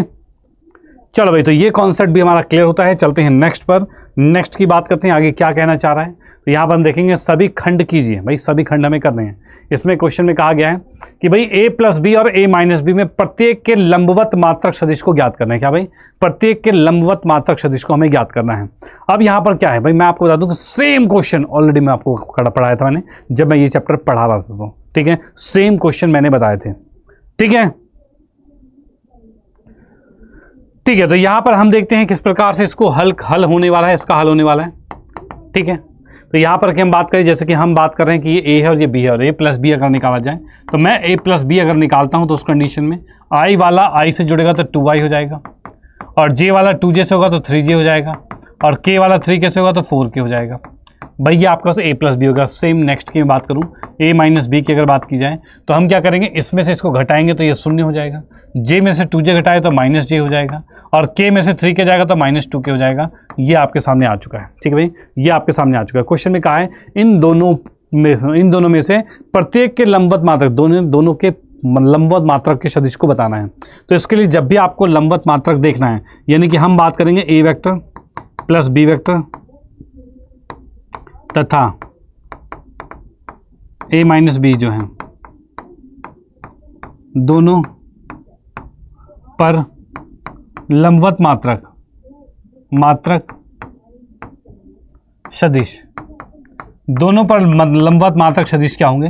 तो लंबवत मात्रक सदिश अगर आपको निकालना है तो उसके लिए हो जाएगा a माइनस में b, और इसके साथ क्रॉस प्रोडक्ट हो जाएगा a प्लस बी और a माइनस बी। भाई ये क्रॉस प्रोडक्ट हो जाएगा। अगर इन दोनों पर क्रॉस प्रोडक्ट निकाल लिया जाए, इस तरह से कार्तीय गुणन सदिश गुणन निकाल लिया जाए, तो आपका जो नया वेक्टर आपके सामने आएगा वो इन दोनों पर लंबवत होगा। भाई इन दोनों पर लंबवत, वो यहाँ पर लिखा है इन दोनों पर लंबवत मात्रक सदिश कैसे निकाला जाएगा। लंबवत सदिश में मात्रक नहीं लिखता हूँ, सिर्फ सदिश लिख देता हूँ। ठीक है, लंबवत सदिश की बात की जाए तो दोनों पर लंबवत सदिश जो ऐसे लिखा जाएगा। ठीक है, फिर बाद में मात्रक निकाल लेंगे। तो यहाँ पर जब मैं इसको सॉल्व करता हूँ, यानी कि a प्लस में b है और साथ में क्रॉस में आ जाएगा a माइनस में b है। ठीक है, इसको हम यहाँ पर से c वेक्टर मान लेते हैं। मान लिया हमने c है, ये कितना होगा तो इसके लिए हम यहाँ लिखेंगे i आ गया, ये j आएगा और ये k आएगा। ठीक है, अब i j k के अकॉर्डिंग क्या आ रहा है, तो 2 आ रहा है, 3 आ रहा है और 4 आ रहा है। यहाँ पर 0, -1 और -2 आ रहा है। भाई ये बात क्लियर। ठीक है, डन एकदम ठीक। अब इसके अकॉर्डिंग देखा जाए तो यहाँ पर से मैं जब सॉल्व करूँगा तो सॉल्व करने के लिए क्या आएगा, तो यहाँ से हम देख पा रहे हैं भाई इसमें i मैंने यहाँ पर लिखा, और उसके बाद ये और ये गायब होता है तो 3 दूनी 6 आ रहा है, यानी -6, और ये 1 चौके 4 यानी कि -4 यानी +4 आ जाएगा। भाई ये आपके सामने i के लिए हो गया। नेक्स्ट हम j की बात करते हैं, तो j के लिए क्या होगा, -j पर आएंगे और यहाँ से ये और ये गायब होगा, 2 दूनी 4 -4 और माइनस में 0, यानी कि -4 और माइनस में 0 दिख रहा है। फिर प्लस में k की बात करें तो क्या देखने को मिल रहा है, k के अकॉर्डिंग ये और ये शून्य हुआ, -1 दूनी -2 आएगा, तो -2 और माइनस में 0 आपके सामने ये आ रहा है। ये आपके सामने आ चुका है, इन दोनों का कार्तीय गुणन आ गया है। ठीक है, सॉरी आपका क्या है, इनका सदिश गुणनफल आ चुका है। ठीक है, अब यहाँ पर से मैं बात करूँ कि फाइनली सी वेक्टर हमारे पास मिला क्या है, तो सी वेक्टर हमारे पास मिला है -2i है, तो लिखा मैंने -2i, और उसके बाद क्या है, प्लस में 4j है तो प्लस में 4j आ गया, और उसके बाद क्या आ रहा है, तो भाई माइनस में 2k है तो माइनस में 2k आ गया। देखो ये जो सी वेक्टर आपके पास मिला हुआ है ना, जो ये सी वेक्टर मिला है, सी लिख लो या फिर आप इसको n लिख लो, n ज़्यादा अच्छा लगेगा, इसको हम n लिख लेते हैं। ये जो आपके पास n वेक्टर आपके पास आया है, ये n एक ऐसा वेक्टर है जो कि इन दोनों सदिशों पर लंबवत है, लेकिन क्वेश्चन में कहा था इनका मात्रक सदिश निकालना है। क्या भाई, मात्रक सदिश निकालना है, अर्थात मात्रक सदिश निकालने का तरीका क्या होगा, तो इसके लिए आपको निकालना होगा n का कैप, जिससे इनको निकालते हैं n वेक्टर बाई में n का परिमाण निकाला जाता है। n वेक्टर आपके पास क्या है, -2i है, +4j है और माइनस में 2k है, और इसके बाद बटे में की बात की जाए तो इसका परिमाण है, यानी कि हम तीनों के वर्गों का योग करेंगे। योग कैसे कर रहे हैं, तो यहाँ पर कि हम बात करें 2 का योग 4 है, 4 का योग 16 है, 2 का योग 4 है। भाई ये चीज़ आपके सामने आ गया, तो 20 24 रूट में 24 आ चुका है, यानी कि मैं यहाँ पर देख पा रहा हूँ कि ये आपके पास आ रहा है -2i। -2i के लिए भी मैं माइनस को कॉमन ले लेता हूँ। भाई -2 कॉमन ले लिया तो माइनस ये i हो जाएगा, और ये माइनस में 2j हो जाएगा, और प्लस में k हो जाएगा। भाई ये आ गया। नीचे की बात करें, नीचे हमें क्या देखने को मिल रहा है, नीचे हमें देखने को मिल रहा है 16, 4 20 और 4 24 है। ठीक है, यानी कि 2√6 लिख सकते हैं इसे, 2√6 लिखा जा सकता है। इस 2 से 2 को काट दिया, और फाइनली आपके पास जो मात्रक सदिश आया है वो कितना आया है, तो वो मैं देख सकता हूँ भाई माइनस, अंदर वापस लेके चले जाते हैं, तो -i प्लस में 2j और माइनस में k, और बटे में कितना है, तो बटे में पूरे के रूट 6 है। ये एक मात्रक सदिश आ गया, यानी कि n कैप आ चुका है। यही हमें निकालना था, क्योंकि ये एक ऐसा मात्रक सदिश है जो इन दोनों पर लंबवत है। इतनी बात कंफर्म, ठीक है, डन। हाँ जी भाई, बात बिल्कुल क्लियर है।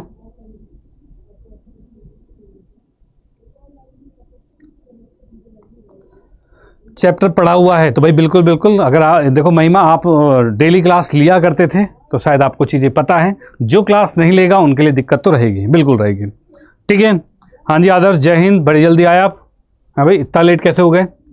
चलते हैं नेक्स्ट पर। नेक्स्ट की बात करते हैं। उस समांतर चतुर्भुज का क्षेत्रफल आपको ज्ञात करना है। भाई उस समांतर चतुर्भुज का क्षेत्रफल ज्ञात करना है जिसकी संलग्न भुजाएं जो आपके पास है वो ए और बी, ये आपको दिया हुआ है, ठीक है। ये आपको दे रखा है, जैसे कि आपसे कहा जाए एक आपके पास समांतर चतुर्भुज ये आपको दिया हुआ है, ठीक है। इसके अंदर ए वेक्टर मान लो कि ये वाला है और बी वेक्टर ये वाला है। इस अकॉर्डिंग इसका क्षेत्रफल अगर आपको निकालना है तो उसको कैसे निकाला जाएगा। भाई कोई मुझे फॉर्मूला बताना चाहेगा, फटाफट से कमेंट कीजिए कि इस समांतर चतुर्भुज के क्षेत्रफल का फॉर्मूला क्या होता है सदिश के रूप में, ठीक है। फटाफट से बताइए कि क्या फॉर्मूला होता है, ठीक है। भाई यहाँ पर मैंने लिख दिया समांतर चतुर्भुज का क्षेत्रफल। जब तक आप आंसर बताइए, आंसर बताओ फटाफट से। समांतर चतुर्भुज का क्षेत्रफल, हाँ भाई, समांतर चतुर्भुज का क्षेत्रफल क्या होता है, कोई कमेंट करना चाहेगा, कोई कमेंट करना चाहेगा समांतर चतुर्भुज का क्षेत्रफल क्या हो रहा है। फटाफट से बताइए कि कोई कमेंट करना चाहेगा कि समांतर चतुर्भुज का क्षेत्रफल क्या होता है।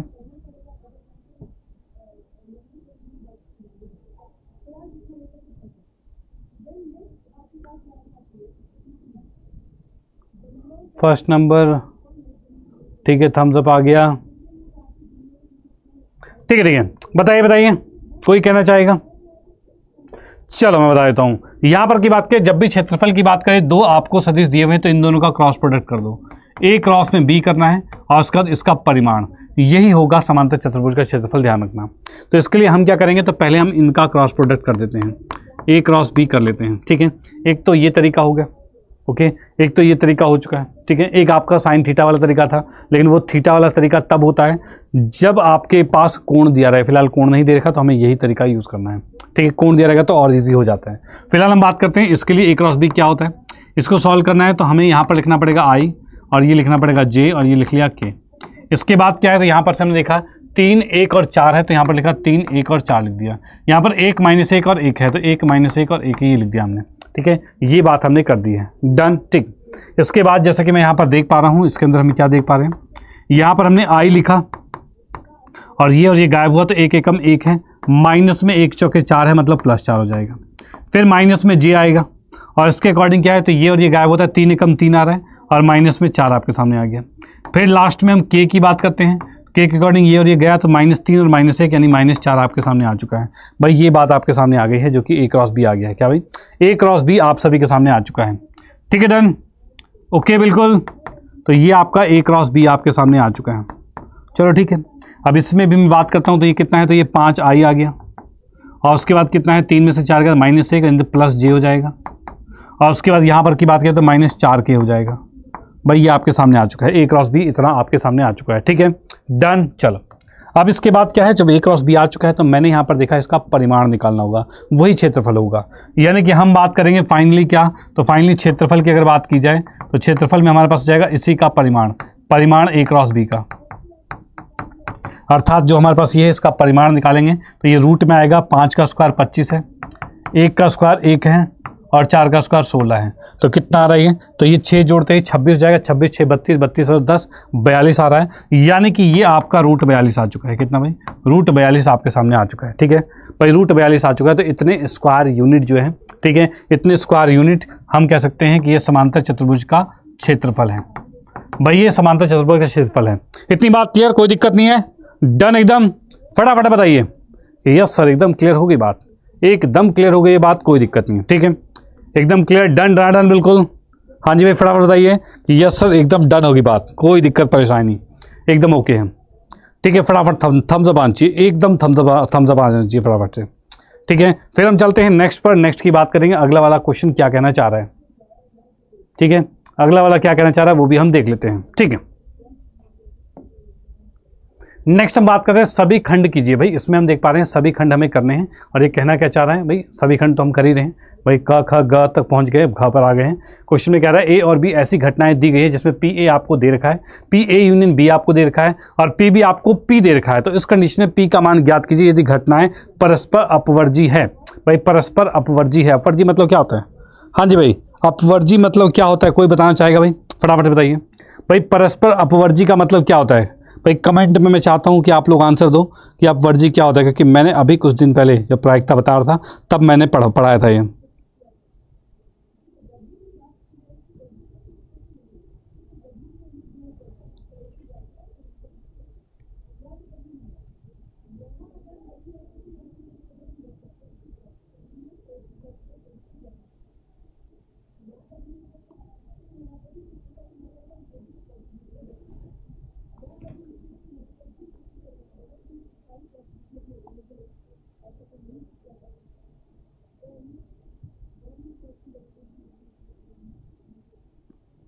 हाँ जी भाई फटाफट बताओ।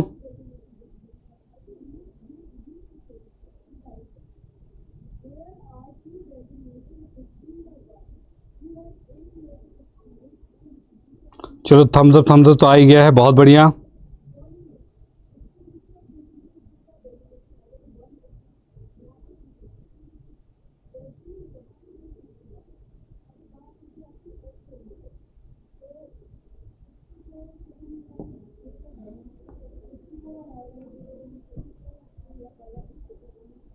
उत्कर्ष पांडे जो कह रहे हैं भाई 1/10 आ रहा है। ठीक है भाई, तो यहाँ पर के हम बात करते हैं तो इसके अंदर क्या है, पहले हम देखेंगे स्वतंत्र घटनाओं के बारे में देखेंगे, स्वतंत्र घटनाएं हो रही है कि नहीं आ रही। ठीक है भाई, उसके अकॉर्डिंग हम देख लेते हैं यहाँ पर। ठीक है, तो यानी हमें पता है, जैसे कि हमें नॉर्मली पता है क्या होता है स्वतंत्र घटनाओं के अंदर, पी ए यूनियन बी आपको दिया हुआ है, ऐसा दे रखा है। ठीक है, चलो स्वतंत्र की जगह पर मैं नॉर्मली बता दूं, परस्पर अपवर्जी का मतलब क्या हो गया? अपवर्जी का मतलब हो गया इंटरसेक्शन, इसमें कुछ नहीं आएगा, यानी कि मैं यहां पर देख सकता हूं कि पी ए इंटरसेक्शन बी जो है ये आपका 0 के बराबर होगा। अगर इंटरसेक्शन की बात करें तो ये होता है पी ए प्लस में पी बी और माइनस में पी ए यूनियन बी होता है। ठीक है, ये बराबर 0 होगा। पी ए कितना है? तो ये आपका ए दिया हुआ है 1/2 दे रखा है, पी बी जो दे रखा है वो पी दे रखा है और यूनियन जो दे रखा है वो 3/5 दे रखा है, इक्वल टू 0 है। ठीक है, अब हम क्या करेंगे, इन दोनों को जोड़कर उस साइड भेज देंगे, तो ये उस साइड जाएगा तो क्या होगा, तो 3/5 आएगा और -1/2 आएगा। यानी इसके अकॉर्डिंग अगर मैं एलसीएम लेता हूं तो 10 आएगा और यहाँ पर कितना आ रहा है, 5 दूनी 10, 2 3 6 आ रहा है और 2 पंचे 10, 5 एकम 5 आ रहा है, यानी कि आपका 1/10 आंसर आ रहा है और यही आपका आंसर आ चुका है। एक बच्चे ने सही जवाब दिया हुआ है, किसने कहा? ये भाई उत्कर्ष पांडे है, उन्होंने कहा हुआ है, और महिमा जो है उन्होंने कहा हुआ है। ठीक है, इन दोनों ने कहा हुआ है बिल्कुल सही जवाब। ठीक है, यानी कि आपको बता दूं परस्पर अपवर्जी घटनाओं का मतलब क्या होता है, एक घटना घट रही है लेकिन दूसरी नहीं घट रही है, अर्थात क्या हो रहा है कि दोनों का इंटरसेक्शन जो है वो 0 होता है, यानी कि हम देख पा रहे हैं दोनों का इंटरसेक्शन 0 हो रहा है। इसका फॉर्मूला लगाया तो फॉर्मूला कुछ ऐसा होता है, इनमें ये सारी क्वांटिटीज हमें दे रखी थी, पी बी का मान पी दिया हुआ था, पी लिख दिया, बाकी बराबर 0 तो है ही, सबको उधर भेजा और पी का मान निकाल दिया जो कि 1/10 आ चुका है। इतनी बात क्लियर, कोई दिक्कत नहीं, एकदम डन।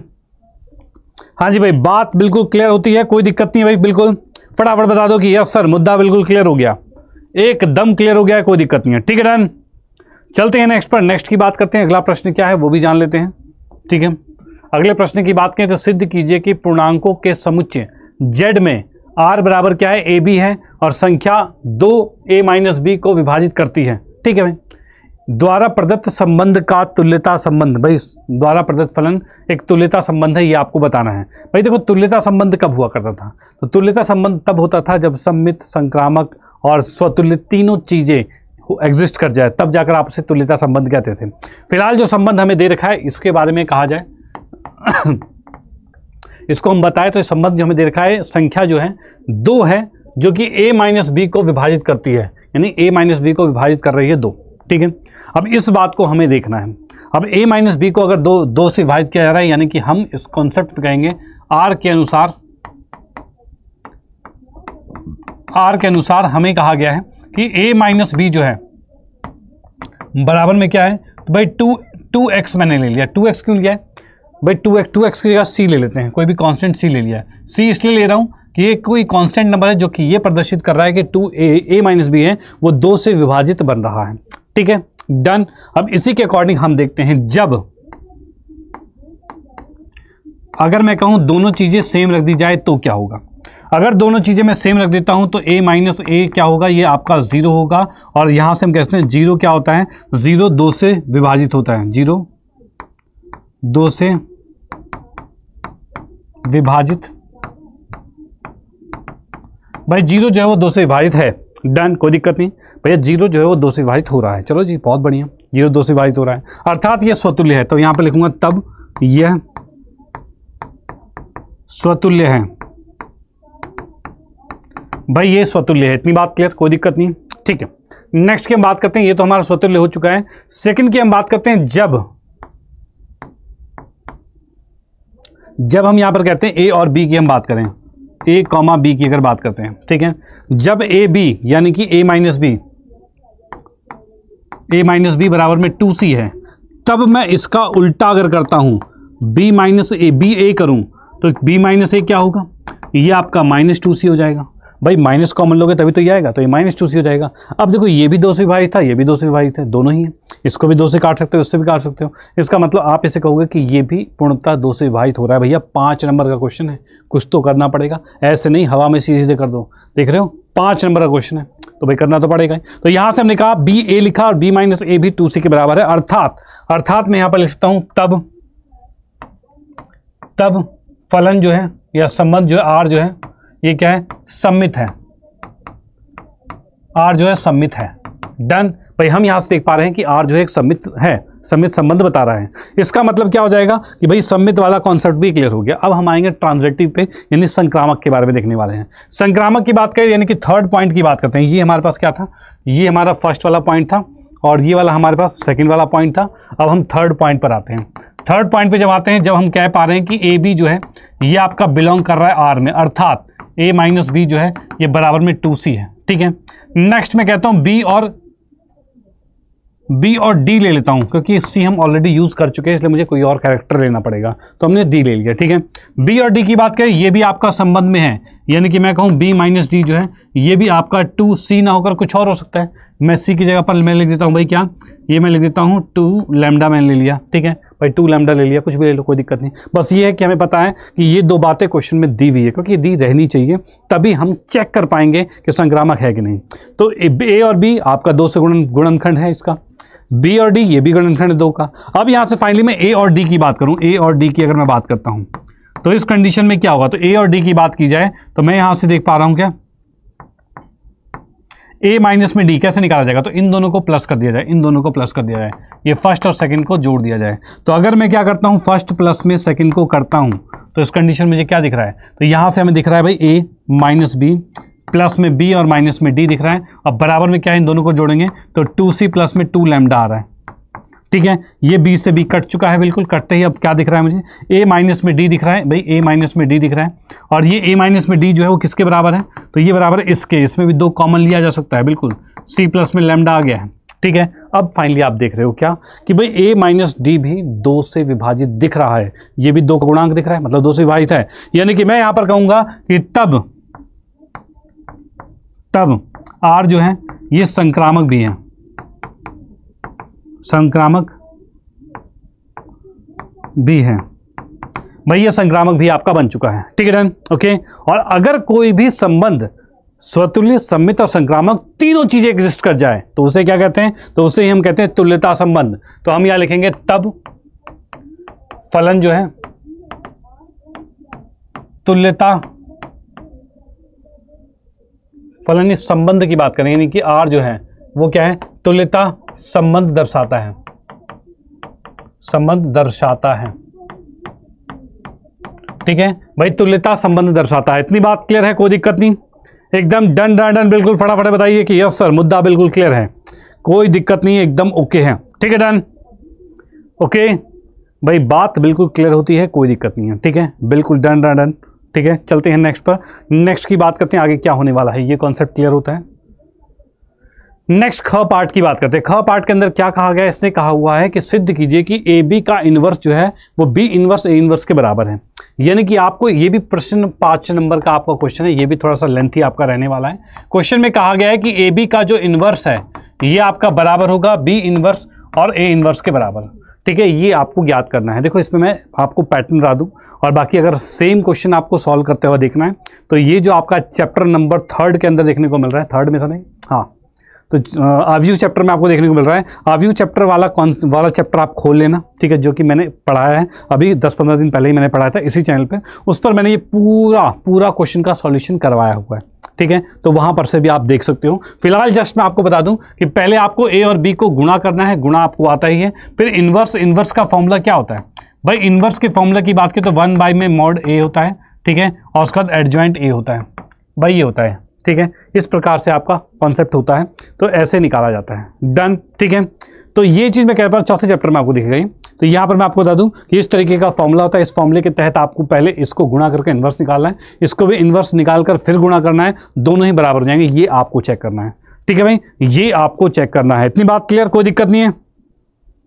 सर ये क्लास कब तक होगा? ये क्लास हो जाएगा लगभग 5 बजे के आसपास तक हो जाए, जब तक ये पेपर खत्म हो जाए तब तक होता रहेगा। ठीक है, डन। चलते हैं नेक्स्ट पर, नेक्स्ट क्वेश्चन की बात करते हैं। अगला प्रश्न में दिया हुआ है क्या भाई, फलन sin x की घात cos x दिया हुआ है का x के सापेक्ष अवकलन ज्ञात कीजिए। ठीक है, x के सापेक्ष अवकलन ज्ञात करना है। अर्थात मैं क्या कहना चाह रहा हूँ इसमें कि हम बात करते हैं, इसमें हमें दे रखा है y बराबर में दिया हुआ है भाई sin x की घात में cos x दिया हुआ है, भाई sin x की घात cos x दिया हुआ है। अब यहाँ पर क्या है, टेकिंग लॉग बोथ साइड, दोनों तरफ लॉग ले लेंगे। ठीक है, दोनों तरफ लॉग लेंगे तो हमें क्या देखेगा, तो यहाँ से मैं कहूँगा लॉग, भाई यहाँ से हम कह सकते हैं लॉग y कर सकते हैं, log y बराबर में यहाँ पर से log लिया हमने तो ये आ जाएगा log आ जाएगा, और ये आ जाएगा sin x, और इसकी घात cos है, cos आगे आ जाएगा तो ये cos x हो जाएगा। भाई इतनी बात क्लियर, भाई ये cos x हो जाएगा। ठीक है, अब यहाँ पर से मुझे अगर इसे x के सापेक्ष अवकलज करना है तो इसका अवकलज क्या आ जाएगा, तो x के सापेक्ष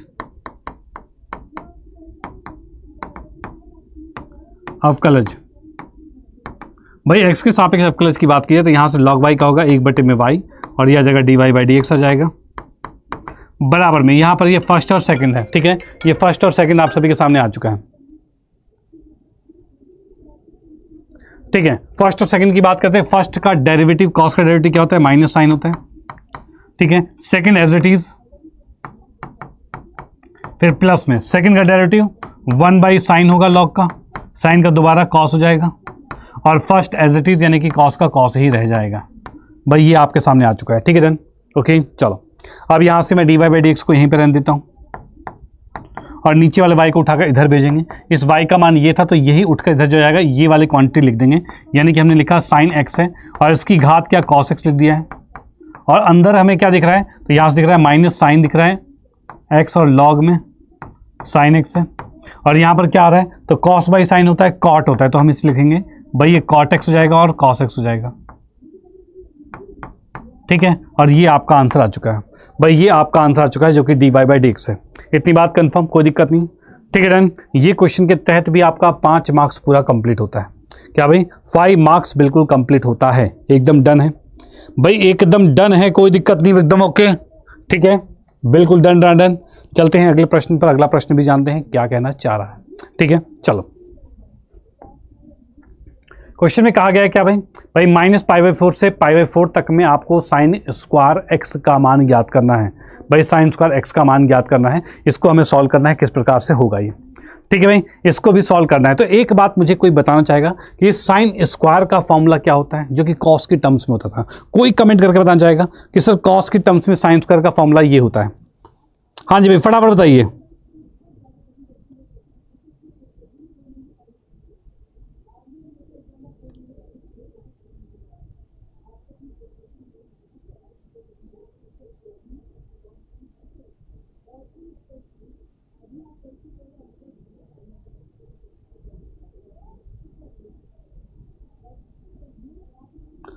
हाँ जी भाई, फटाफट से बताइए।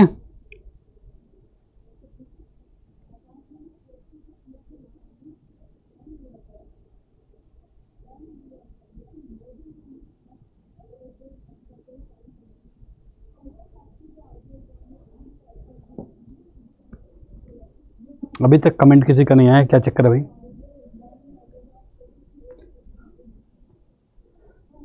हाँ जी, हेलो हेलो, बिल्कुल हेलो। चलो ठीक है, मैं बता देता हूँ। यहाँ पर कि हम बात करते हैं इसके हल पर, जब हम आते हैं तो हल के अकॉर्डिंग हम देख लेते हैं ये क्या कहना चाह रहा है। तो यहाँ पर मैंने देखा साइन स्क्वायर एक्स के अकॉर्डिंग देखा जाए तो इसमें हम क्या करेंगे, तो ये -π/4 से और ये π/4 तक आपके सामने बिल्कुल चल रहा है, ठीक है, ये आपके सामने बिल्कुल चल रहा है, ठीक है भाई, क्या -a से +a तक की वैल्यूज आपके सामने आ रही है, ठीक है डन, कोई दिक्कत नहीं है। अच्छा, इसके अंदर भी मैं आपको बताना चाहूँ, एक तो सीधे सीधे फॉर्मूला वो हो गया है, और दूसरा फॉर्मूला की बात करें, इसी के अंदर अगर मैं करता हूँ क्या, इस दोनों को प्लस किया जाए तो ये 0 हो जाएगा, चलो कोई बात नहीं, ये इस कंडीशन से आ रहा है, तो यानी कि मैं इसमें कह सकता हूँ f-x की बात की जाए तो ये fx के बराबर ही आ रहा है भाई, ये fx के बराबर ही आ रहा है, ठीक है, ये सिचुएशन आ रही है। इसका मतलब हम क्या करेंगे, इसको मैं लिख सकता हूँ, इसको मैं 0 से इतने पर लिख सकता हूँ, ठीक है, और 2 के साथ मल्टीप्लाई करके, अच्छा पहले क्वेश्चन लिख लेते हैं फिर हम लिखेंगे, यानी कि हम यहाँ पर i लिखेंगे और इसके अकॉर्डिंग में लिख दिया -π/4 से और π/4 तक जा रहे हैं, और ये आपका हो जाएगा साइन स्क्वायर एक्स आपके सामने आ रहा है। अब प्रॉपर्टी नंबर 6 के अकॉर्डिंग हम देखेंगे i के बराबर में क्या आएगा, तो यहाँ से हम देख सकते हैं ये -a से a की कंडीशन में ये रूल फॉलो कर रहा है, इसका मतलब ये 0 से π/4 ही चलेगा, और ये आपके 2 के साथ आ जाएगा साइन स्क्वायर एक्स आ जाएगा भाई, ये आपके सामने आ जाएगा, डन, कोई दिक्कत नहीं। इसी के आगे की बात करते हैं तो ये 2 तो आ गया, चलो ठीक है, 0 से π/4 आ गया, चलो ठीक है, और साइन स्क्वायर की बात करें तो ये आपको होता है 1 माइनस में cos 2x बाई में 2 आ सकता है भाई, ये आ गया, 2 से हमने 2 को काट दिया, 2 से 2 को काट दिया है, ठीक है।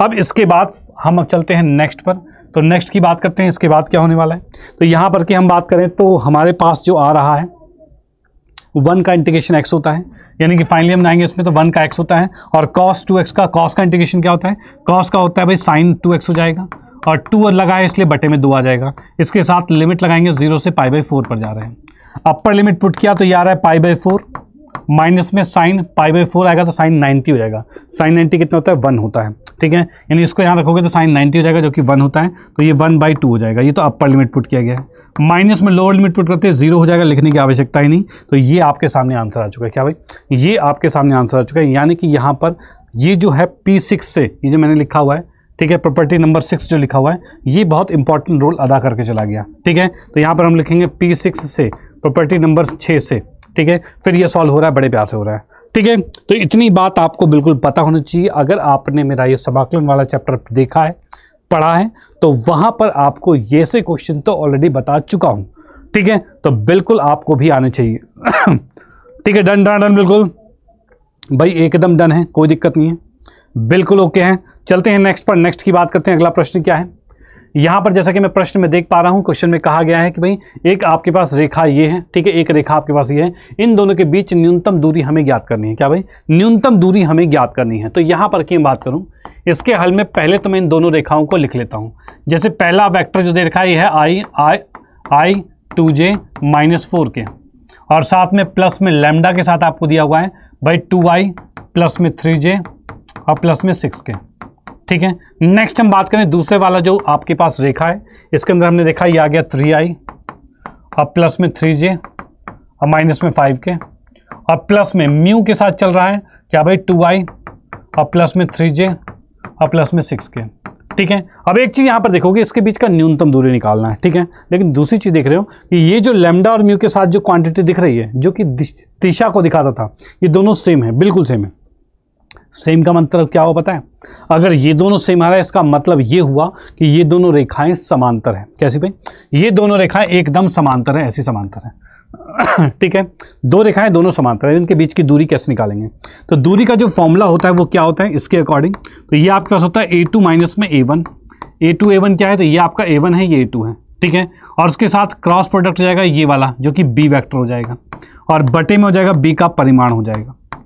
भाई ये क्वेश्चन आपको खुद से सॉल्व करना है, क्योंकि मैं ऐसे क्वेश्चन बहुत सारे करवा चुका हूँ, ठीक है। अगर आपने क्लासेस देखी होगी तो वो आपके हो गए होंगे, ठीक है, आपको समझ में आ गया होगा, नहीं तो पुरानी क्लासेस जाकर जरूर देख लेना, ध्यान रखें, ठीक है भाई, जरूर जाकर देख लेना।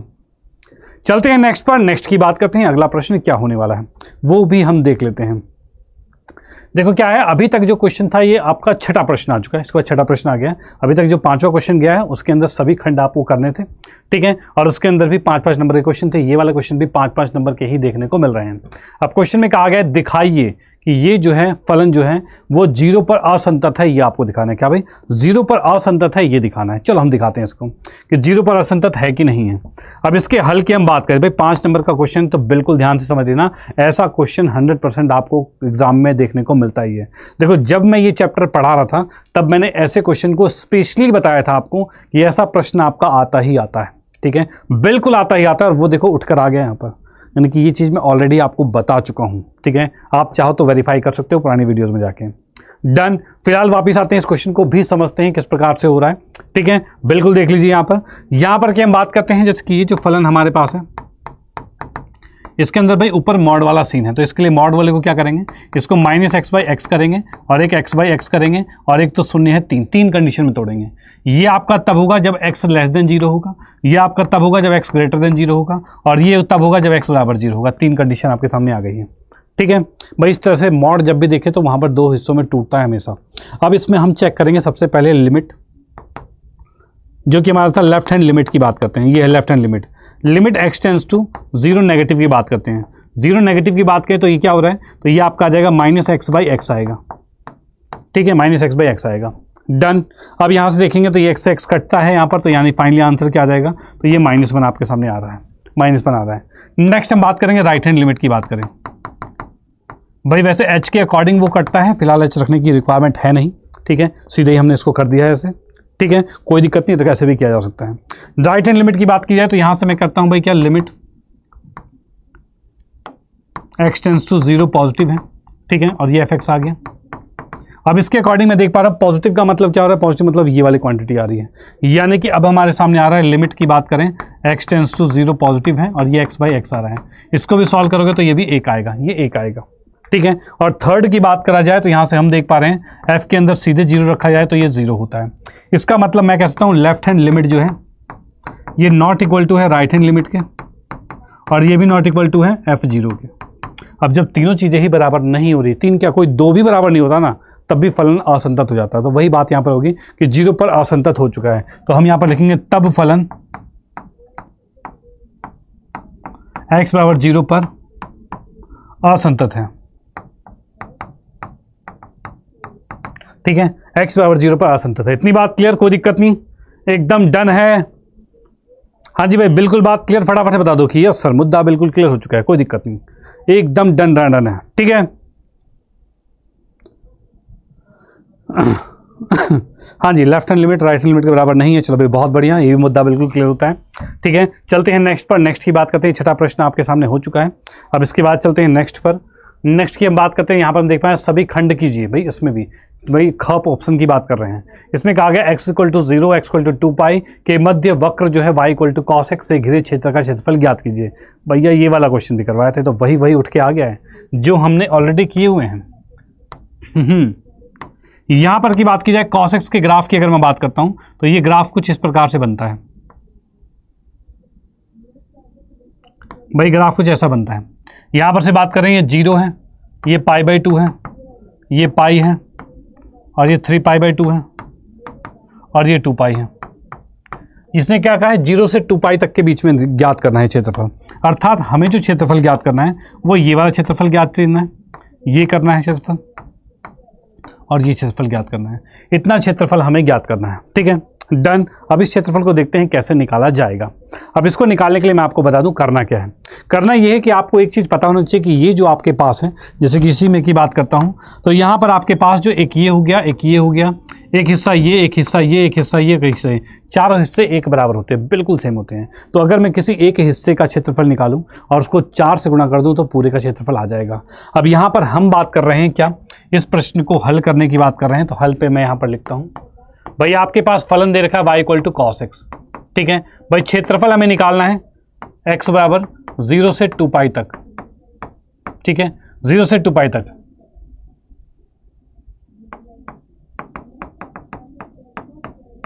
इस पर निकालना है, तो इसके लिए क्या करेंगे, तो क्षेत्रफल जो हमारा निकलेगा वो सीधे निकलेगा इंटीग्रेशन 0 से 2π तक जाएगा, ठीक है भाई 0 से 2 पाई तक जाएगा और ये cos x के साथ जाने वाला है। लेकिन आप डायरेक्ट मत करना, कहीं आप डायरेक्ट इसको कर दो, क्योंकि अगर आपने इसको डायरेक्ट किया तो ये पॉजिटिव आएगा, ये नेगेटिव आएगा और ये पॉजिटिव आएगा। टोटल आंसर आपका 0 आ जाएगा, टोटल आंसर आपका 0 आ जाएगा कंफर्म, ठीक है। ये जैसे आप इसको सॉल्व करोगे 0 आ जाएगा, इसलिए आपको टोटली नहीं करना, क्योंकि नेगेटिव वाला सबको 0 कर देगा। आपको किसी एक का निकालना है और 4 से गुना करना है। यानी इसको सॉल्व करने के लिए आप क्या करोगे, इसको सॉल्व करने के लिए आप इस तरह से लिमिट्स को नहीं लोगे। इसके बाद आपको क्या करना है, 0 से π/2 यानी 0 से 90 तक ही जाना है और इसको 4 से गुना कर cos x पर इंटीग्रेट कर देना है, तब आपका आंसर आएगा। ध्यान रखना cos का इंटीग्रेशन क्या होता है, साइन होता है। तो यहाँ से मैं देख पा रहा हूँ कि ये sin x आ गया और ये 0 से π/2 आ चुका है। इसके बाद बाहर तो 4 आपके पास आ ही गया है, ठीक है। और इसके साथ क्या है, cos sin 90 कितना 1 होता है, sin 0 0 होता है। अब यहाँ 4 एकम 4 आपके सामने आ गया है, 4 आ गया है भाई, ये 4 बिल्कुल क्लियर होता है, ठीक है भाई, ये 4 बिल्कुल क्लियर होता है, कोई दिक्कत नहीं, एकदम डन। हाँ जी भाई, बिल्कुल डन हो चुकी बात, एकदम ओके है, ठीक है। चलो भाई, थम्स अप आ चुका है, बहुत बढ़िया बहुत बढ़िया, ठीक है भाई, बहुत बढ़िया। ये मुद्दा भी बिल्कुल क्लियर होता है। चलते हैं नेक्स्ट पर, नेक्स्ट की बात करते हैं। अगला प्रश्न क्या है वो भी जानते हैं, वो भी बढ़िया से क्लियर करते हैं, ठीक है। अगले प्रश्न की बात कर लेते हैं। ये क्वेश्चन में कहा गया है कि भाई, इसमें कहा है कि भाई P का मान हमें ज्ञात करना है जब ये दो रेखाएं जो वो परस्पर लंबवत हैं। देखो, जब भी ऐसी दो रेखाएं जो कार्तीय समीकरण जो दिए हुए हैं, इसके अकॉर्डिंग अगर लंबवत कहा जाए तो उसमें दिशा दिखाने वाला नीचे वाला होता है, ठीक है। तो इस समीकरण को पहले ढंग से बनाएंगे, ठीक है। उसके बाद नीचे वाले का गुणा बराबर में 0 होगा। वो कैसे बनेगा तो वो समझिए भाई। ये भी 5 नंबर का क्वेश्चन है, बहुत इंपॉर्टेंट है, ध्यान रखना। ऐसे प्रश्न भी बहुत सारे करवाए थे आपको, ठीक है। आप देखते ही नहीं हो, देखते तो भैया बढ़िया से आ जाता है आपको। यहाँ पर की हम बात करें, जैसे कि हम देख पा रहे हैं 1 माइनस में x बाई में 3 है, बराबर में 7y माइनस में 14 बाई में 2p है, और बराबर में x माइनस 3 है, बटे में 2 है, ठीक है। x नहीं z है, वो z माइनस में 3 है। अब इसको ढंग से लिखा जाए तो यहाँ से मैं माइनस कॉमन लूंगा, क्योंकि हमारा फॉर्मूला बनता है x माइनस में 1। माइनस कॉमन लेंगे तो माइनस आएगा, जो कि नीचे लगा देता हूँ भाई, ऐसा कर सकते हैं। यहाँ पर से क्या है, 7 अगर मैं कॉमन ले लेता हूँ तो ये आएगा y माइनस में 2 बाई में 2p आ रहा है। अब इस 7 को यहाँ से उठाकर नीचे लाया जा सकता है भाई, इस 7 को यहाँ से उठाकर नीचे लाया जा सकता है। नेक्स्ट की हम बात करें तो यार है z माइनस में 3 बाई में 2 आ चुका है, यानी कि अब ये पहली समीकरण आपके सामने बन चुकी है, जिसके लिए नीचे आपका a1 a2 a3 आपके सामने आ चुका है, या फिर ABC कहा जाए वो आ चुका है। इसको हम गुणा करेंगे सेकंड वाले के साथ। सेकंड वाले समीकरण को भी देख लेते हैं भाई। सेकंड वाले समीकरण की बात करें तो यहाँ से मैं देख पा रहा हूँ कितना आ रहा है भाई। यहाँ से आपके पास इसमें से अगर कॉमन लोगे, पहले मैं समीकरण लिख देता हूँ। 7 माइनस 7x बाई में 3p है, और बराबर में y माइनस में 5 बाई में 1 है, बराबर में 6 माइनस में z बराबर में बटे में 5 है। यहाँ से मैं देख पा रहा हूँ 7 माइनस 7 को कॉमन लिया जाए तो ये आ जाएगा भाई x माइनस में 1 आ जाएगा, बटे में 3p, बराबर में यहाँ y माइनस में 5 है, बटे में 1 है। यहाँ पर 6 माइनस में z है, इसमें से भी मुझे z माइनस 6 चाहिए तो माइनस कॉमन लेंगे तो z माइनस 6 बटे में माइनस 5 जाएगा, ऐसा हो जाएगा, ठीक है। अब इस माइनस 7 की बात की जाए तो इसको उठाकर नीचे रखना पड़ेगा, इसको उठाकर नीचे रखना पड़ेगा, ठीक है। ये बात हो गई है, डन। अब यहाँ से मैं इसके दिशा के अकॉर्डिंग कहूँ तो इसका b1 वेक्टर जो आपके पास बन रहा है वो क्या है, -3i और प्लस 2p/7 j है, और प्लस में 2k है भाई। ये आपका b1 वेक्टर हो गया। इसके अकॉर्डिंग देखा जाए b2 क्या होगा भाई। b2 वेक्टर की हम अगर मैं बात करता हूँ तो यहाँ पर आ जाएगा 3p बाई में -7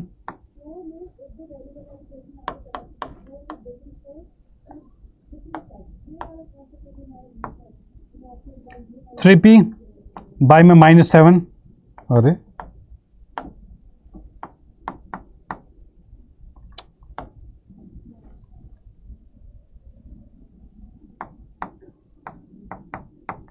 प्लस में j है और माइनस में 5k है भाई। ये आपके सामने आ गया, ठीक है।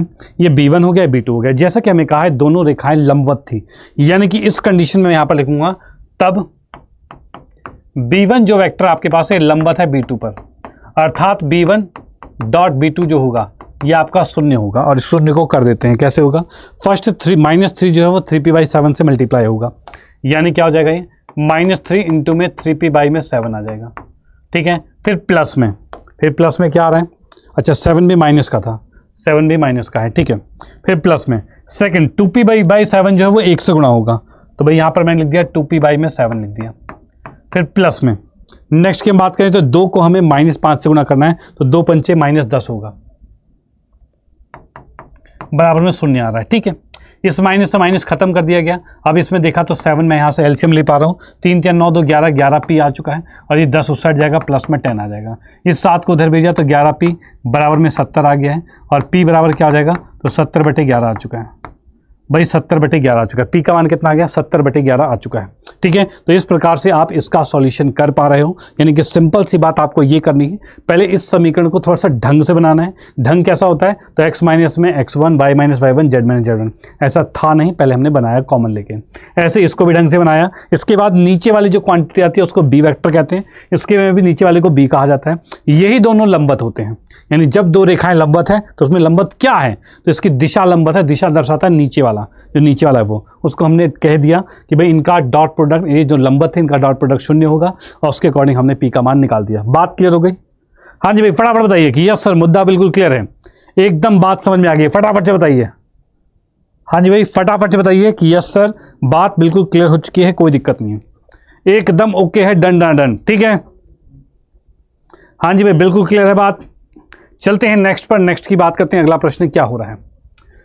यहाँ पर जैसे कि क्वेश्चन में कहा गया है, भाई ये क्वेश्चन भी मैंने ऑलरेडी बताया था आपको, बिल्कुल बताया था, यानी कि इसके अंदर क्या है, इसके अंदर हम देख पा रहे हैं एक रेखा इसके समीकरण ये है, दूसरी रेखा के समीकरण ये है और z आपका ये है। ठीक है, अब इन दोनों रेखाओं के तहत, ये तीसरा चौथा ये भी है आपके पास, ठीक है, इन रेखाओं के तहत देखा जाए, भाई इन रेखाओं के तहत अगर देखा जाए तो हम यहाँ पर से कह सकते हैं, इसका जब आप ग्राफ बनाओगे तो ग्राफ कुछ जैसा भी आप बना सकते हो, जैसे कि पहले वाले के अकॉर्डिंग कहा जाए तो यहां से मैं कह सकता हूं भाई पहले वाले के अकॉर्डिंग ये रेखा बनेगी, जो कि इसके अकॉर्डिंग कहा जाए तो x8 है, y0 है, y0 है और x8 है। ये फॉर्मूला ये बन गया पहले वाले का, x + y, और ये है > 8 है, इस पे था। सेकंड की बात की जाए तो ये क्या आएगा, तो x/5 है, y/3 है, यानी x/5 और y/3, यानी कि ये आपके पास बन रहा है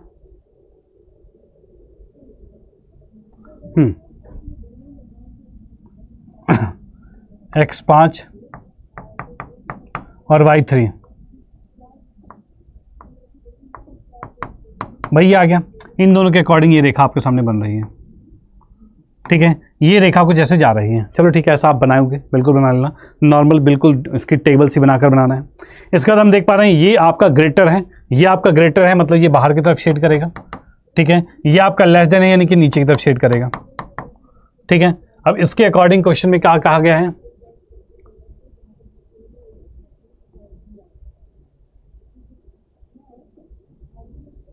ये चीजें आ गई है, कोई दिक्कत नहीं है। यहां पर जो शेडेड रीजन आपको दिख रहा है वो कहां दिख रहा है, तो ये शेडेड रीजन की बात की जाए तो ये नीचे की तरफ शेड करेगा, तो फाइनली शेडेड रीजन आपको यहां पर देखने को मिल रहा है, यहां पर शेडेड रीजन देखने को मिल रहा है। ठीक है भाई, यहाँ पर शेड रीजन देखने को मिल रहा है, जबकि इसने कहा है x 0 से बड़ा होना चाहिए, y 0 से बड़ा होना चाहिए, यानी x भी 0 से बड़ा है और y भी 0 से बड़ा है, अर्थात इस पोर्शन में कोई भी एरिया कॉमन नहीं देखने को मिल रहा है। भाई कोई भी एरिया कॉमन नहीं देखने को मिल रहा है। ठीक है, मैं यहाँ पर देख पा रहा हूँ कि इससे बड़ा और इससे छोटा ये कॉमन एरिया है, जो कि इसके अंदर मौजूद ही नहीं है। कुछ गड़बड़ तो नहीं हुई है? x0 y8 y0 x8 बिल्कुल ठीक है, x0 y3 y0 x3 ठीक है, ये सेंटर की तरफ जा रहा है, सेंटर से आ रहा, कोई शेडिंग रीजन ही नहीं आ रहा।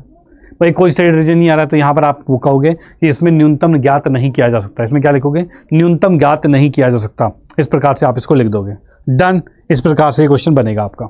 ऐसे बाकी मैंने बहुत सारे क्वेश्चंस आपको ऑलरेडी बताए हुए हैं, वहां पर जाकर आप चेक जरूर कर लेना। मैं फिर से बता रहा हूँ, चेक जरूर कर लेना क्वेश्चन को। चलते हैं नेक्स्ट पर, नेक्स्ट की बात करते हैं। यहाँ पर हम देख पा रहे हैं कि ये भी आपका क्वेश्चन जो है वो 2 पार्ट में दिया हुआ है, 2.5 नंबर करके 2 पार्ट में दिया हुआ है। क्वेश्चन में कहा गया एक छात्रावास में 60% विद्यार्थी हिंदी के हैं और 40% अंग्रेजी के हैं और 20% दोनों अखबार पढ़ते हैं। यानी एक छात्रावास है, एक समझ लो हॉस्टल है, उसके अंदर बच्चों के लिए क्या आता है, न्यूज़पेपर आता है। तो इसमें से कहा गया कि 60% विद्यार्थी जो हिंदी न्यूज़पेपर पढ़ते हैं, 40% इंग्लिश न्यूज़पेपर पढ़ते हैं, 20% दोनों ही पढ़ लेते हैं। एक छात्र को बिना देखे चुना गया और क्वेश्चन में कहा गया प्रायिकता ज्ञात कीजिए कि वह ना तो हिंदी और ना ही अंग्रेजी का अखबार पढ़ता है। अब इसके लिए क्या है, तो इसके लिए आप यहाँ पर लिखोगे क्या चीज़, तो यहाँ पर आप लिख रहे हो कि पहले प्रायिकता हिंदी की कितनी है, तो ये 60% यानी 0.6 है। फिर इंग्लिश की बात करें तो ये कितनी है, तो ये आपके पास 0.4 है। ठीक है। अब बात करें दोनों के इंटरसेक्शन की, यानी इंग्लिश इंटरसेक्शन हिंदी की बात करते हैं, तो ये आपके पास 0.2 है। अब क्वेश्चन में कह रहा है कि कुछ ना पढ़ता हो, ना हिंदी ना इंग्लिश, कुछ नहीं पढ़ता हो। कुछ नहीं का मतलब क्या हो रहा है? कुछ नहीं का मतलब ये होता है कि दोनों का यूनियन निकालना है। भाई क्या करना है? दोनों का यूनियन निकालना है। पहले आप देखो दोनों कितने पढ़ते हैं, यानी कि हम देख पा रहे हैं भी PH का यूनियन E के साथ करा जाए, यानी ये हो जाएगा कि या फिर हिंदी या फिर इंग्लिश दोनों पढ़ता हूँ, ठीक है। अब इसी का अगर आप कॉम्प्लीमेंट निकाल दोगे, यानी किसी का नॉट निकाल दोगे, तब जाकर आपका आंसर आएगा। पहले हम इसको निकालते हैं। ये कैसे निकलता है? तो PH किया गया प्लस PE किया गया माइनस में PE इंटरसेक्शन में H किया गया, ठीक है। यहां से मैं देख पा रहा हूं तो ये कितना है? 0.6 है, 0.4 है, माइनस 0.2 है, यानी कि 0.8 आ चुका है, ठीक है। अब यहां से क्वेश्चन में हमें निकालना था कि दोनों में से कुछ भी ना पढ़ता हो, ठीक है, कुछ भी ना पढ़ता हो, यानी 1 माइनस में 0.8 आएगा जो कि 0.2 आ चुका है, यानी कि फर्स्ट वाले की प्रायिकता कितनी आ गई? 0.2 आ गई, ठीक है। 0.2 आपके सामने आंसर आ चुका है। इतनी बात क्लियर? कोई दिक्कत नहीं, एकदम डन है। चलो भाई, तो ये मुद्दा भी बिल्कुल क्लियर होता है। चलते हैं नेक्स्ट पर। नेक्स्ट क्वेश्चन में क्या कहा गया है? इसने कहा है यदि वह हिंदी का अखबार पढ़ती है तो उसे अंग्रेजी का अखबार भी पढ़ने वाली होने की प्रायिकता ज्ञात कीजिए। यानी कि क्वेश्चन में कहा गया है कि भैया वो हिंदी का अखबार पढ़ती है, तो भैया उसके इंग्लिश का भी पढ़ने की प्रायिकता क्या होगी, ये आपको बताना है, ठीक है। वो हिंदी का पढ़ता है, इंग्लिश का भी पढ़ता है, उसकी क्या प्रायिकता है? तो इसके लिए आपको क्या करना है भैया? सेकंड वाला पार्ट है, ठीक है। ये आपका फर्स्ट वाला था, सेकंड की बात कर रहे हैं, तो ये प्रायिकता आपको चाहिए H इंटरसेक्शन में E आएगा और बटे में PE आ जाएगा, भाई ये हो जाएगा। यहाँ पर इंटरसेक्शन कितना आ रहा है? तो 0.2 आ रहा है, और बटे में PE कितना आ रहा है? तो E है 0.4, यानी कि 0.4 आ रहा है। इसको अगर काटा जाए तो ये 1/2 आ जाएगा, और ये इसकी प्रायिकता हो जाएगी। इतनी बात क्लियर? हाँ जी भाई, इतनी बात क्लियर है, कोई दिक्कत नहीं है। हाँ जी राजगुरु भाई, हेलो सर, नमस्ते। बिल्कुल नमस्ते। आप आखिर में आ रहे हो भाई, क्या चक्कर है? समय क्या आपको नहीं पता? टाइम नहीं पता किस टाइम क्लास होती है? हाँ भाई, टाइम नहीं पता क्या किस टाइम क्लास होती है? चलो, टाइम का इशू है तो कोई बात नहीं, आज शाम को 8 बजे जरूर मिलना, सेम चैनल, इसी चैनल पे रात को 8 बजे जरूर मिलना। कुछ स्पेशल आपके लिए होने वाला है, इसे ध्यान रखें, ठीक है। शाम को 8 बजे जरूर मिलना है। फिलहाल अभी इस क्वेश्चन पे कॉन्सेंट्रेट कीजिए। फिलहाल मैंने ये दोनों क्वेश्चन आपको बता दिए जो कि 2.5 नंबर के थे, यानी 5 नंबर इतने समय आपके कंप्लीट होते हैं, ठीक है भाई। इतने समय 5 नंबर कंप्लीट होते हैं। डन।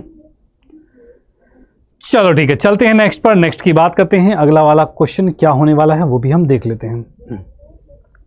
अब इसके बाद क्या होता है? इसके बाद मैं आपको बता दूं कि अब जो 7वां और 8वां 9वां जो 3 प्रश्न आपको देखने को मिलेंगे, ये तीनों प्रश्न आपके 8-8 मार्क्स के क्वेश्चन होंगे, ठीक है भाई, 8-8 मार्क्स के क्वेश्चन।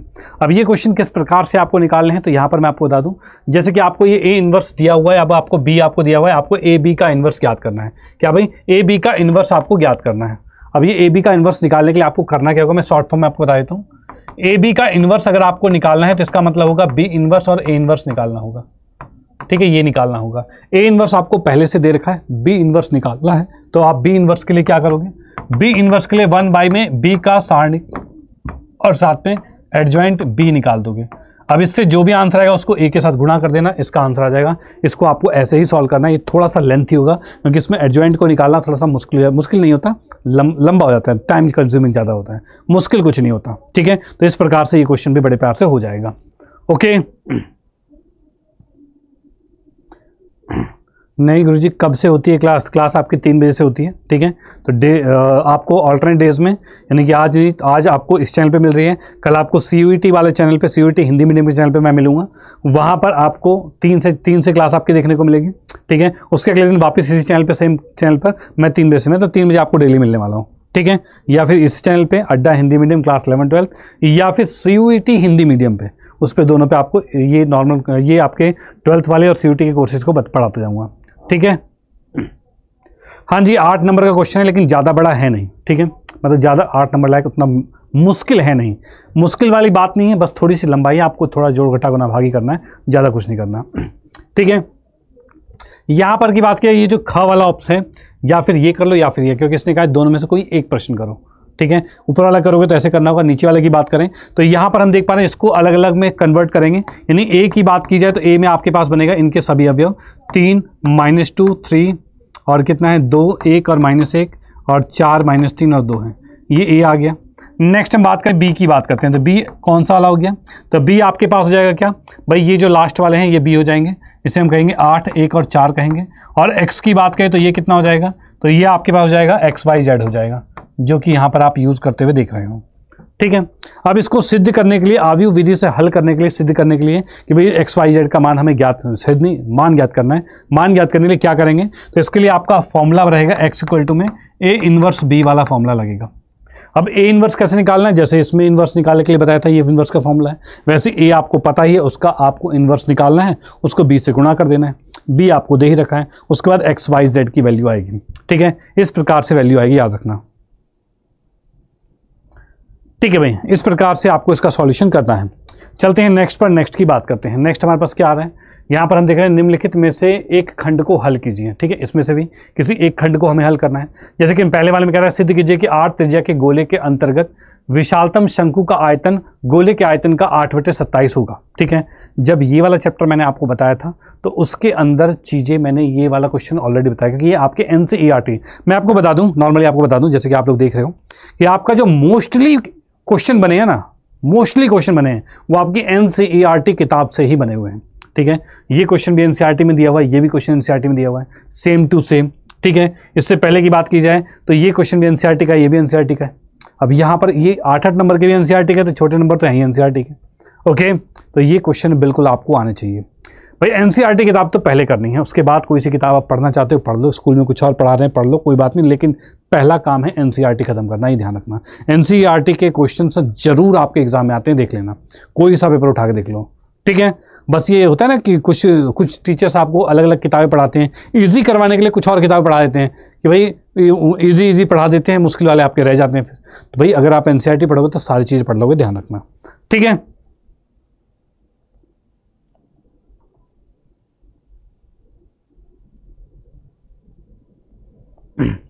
चलो, तो यहां पर हम जैसे कि बात कर रहे हैं पहले वाले के अकॉर्डिंग, तो इसके अंदर क्या है, तो एक आपके पास गोला है, कुछ गोला इस प्रकार से।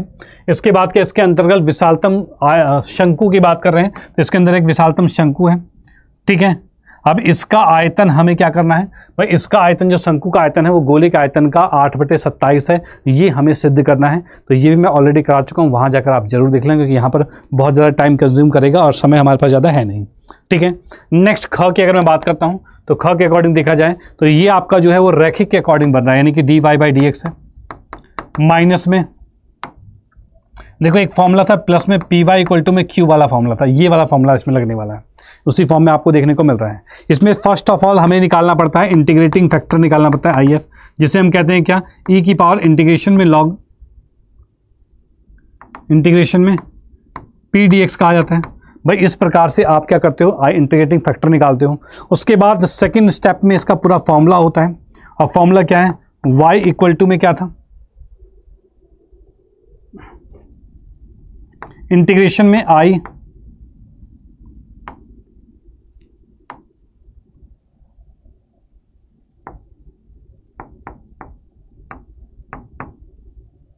IF होता है। हाँ,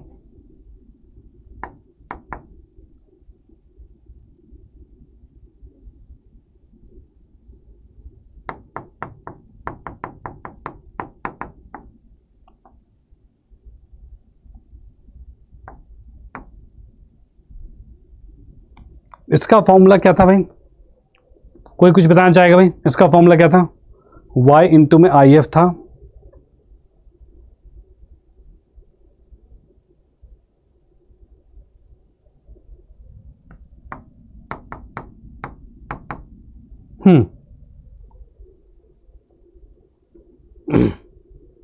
हाँ जी भाई, ये इसका फॉर्मूला हुआ करता था। ठीक है डन, कोई दिक्कत नहीं है। हाँ जी भाई, इतनी बात क्लियर है, फटाफट बताइए।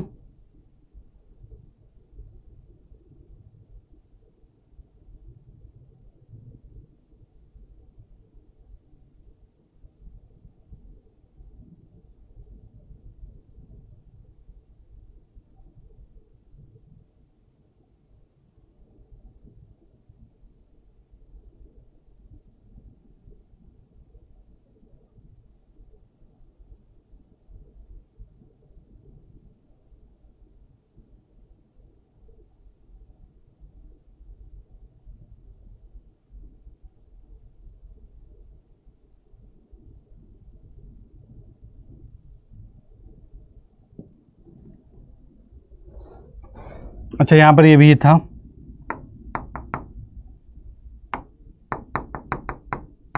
भाई ये फॉर्मूला था, इस प्रकार से सॉल्व होता है। ठीक है भाई, इस प्रकार से ये चीज़ें सॉल्व होती हैं। डन। सर पेपर में ओनली एनसीईआरटी के क्वेश्चन आते हैं। भाई एनसीईआरटी के क्वेश्चन मैं कहूँ कई बार ऐसे क्वेश्चन आते हैं ना, जैसे कि यहाँ पर कॉस्ट लिखा हुआ है, अब एनसीईआरटी में क्या पता कॉस्ट ना लिखकर साइन लिखा हो। ठीक है, अब इसको अगर कहते हो एनसीईआरटी से बाहर है तो फिर भैया तुम पागल हो। ठीक है, अगर ये कॉस्ट लिखा है और वहाँ पर साइन आ रहा है एग्जाम में, ठीक है, अगर एनसीईआरटी में कॉस्ट लिखा है एग्जाम में साइन आ रहा है तो उसे भी माना जाएगा कि वो एनसीईआरटी का ही क्वेश्चन है, क्योंकि वो सेम है भाई, थोड़ा सा तो फर्क है, सेम पैटर्न पर बना हुआ है। तो सेम पैटर्न की अगर बात की जाए तो एनसीईआरटी से ही आपका पूरा बोर्ड का एग्जाम बनता है, ये ध्यान रखना, पूरा बोर्ड का एग्जाम एनसीईआरटी से ही बनता है। ठीक है, चाहे यूपी बोर्ड की बात की जाए, चाहे बिहार बोर्ड की बात की जाए, ठीक है, कोई सा बोर्ड भी हो, कोई सा स्टेट बोर्ड हो, सभी के सभी स्टेट बोर्ड के अंदर एनसीईआरटी का ही यूज होता है, ध्यान रखना। ठीक है,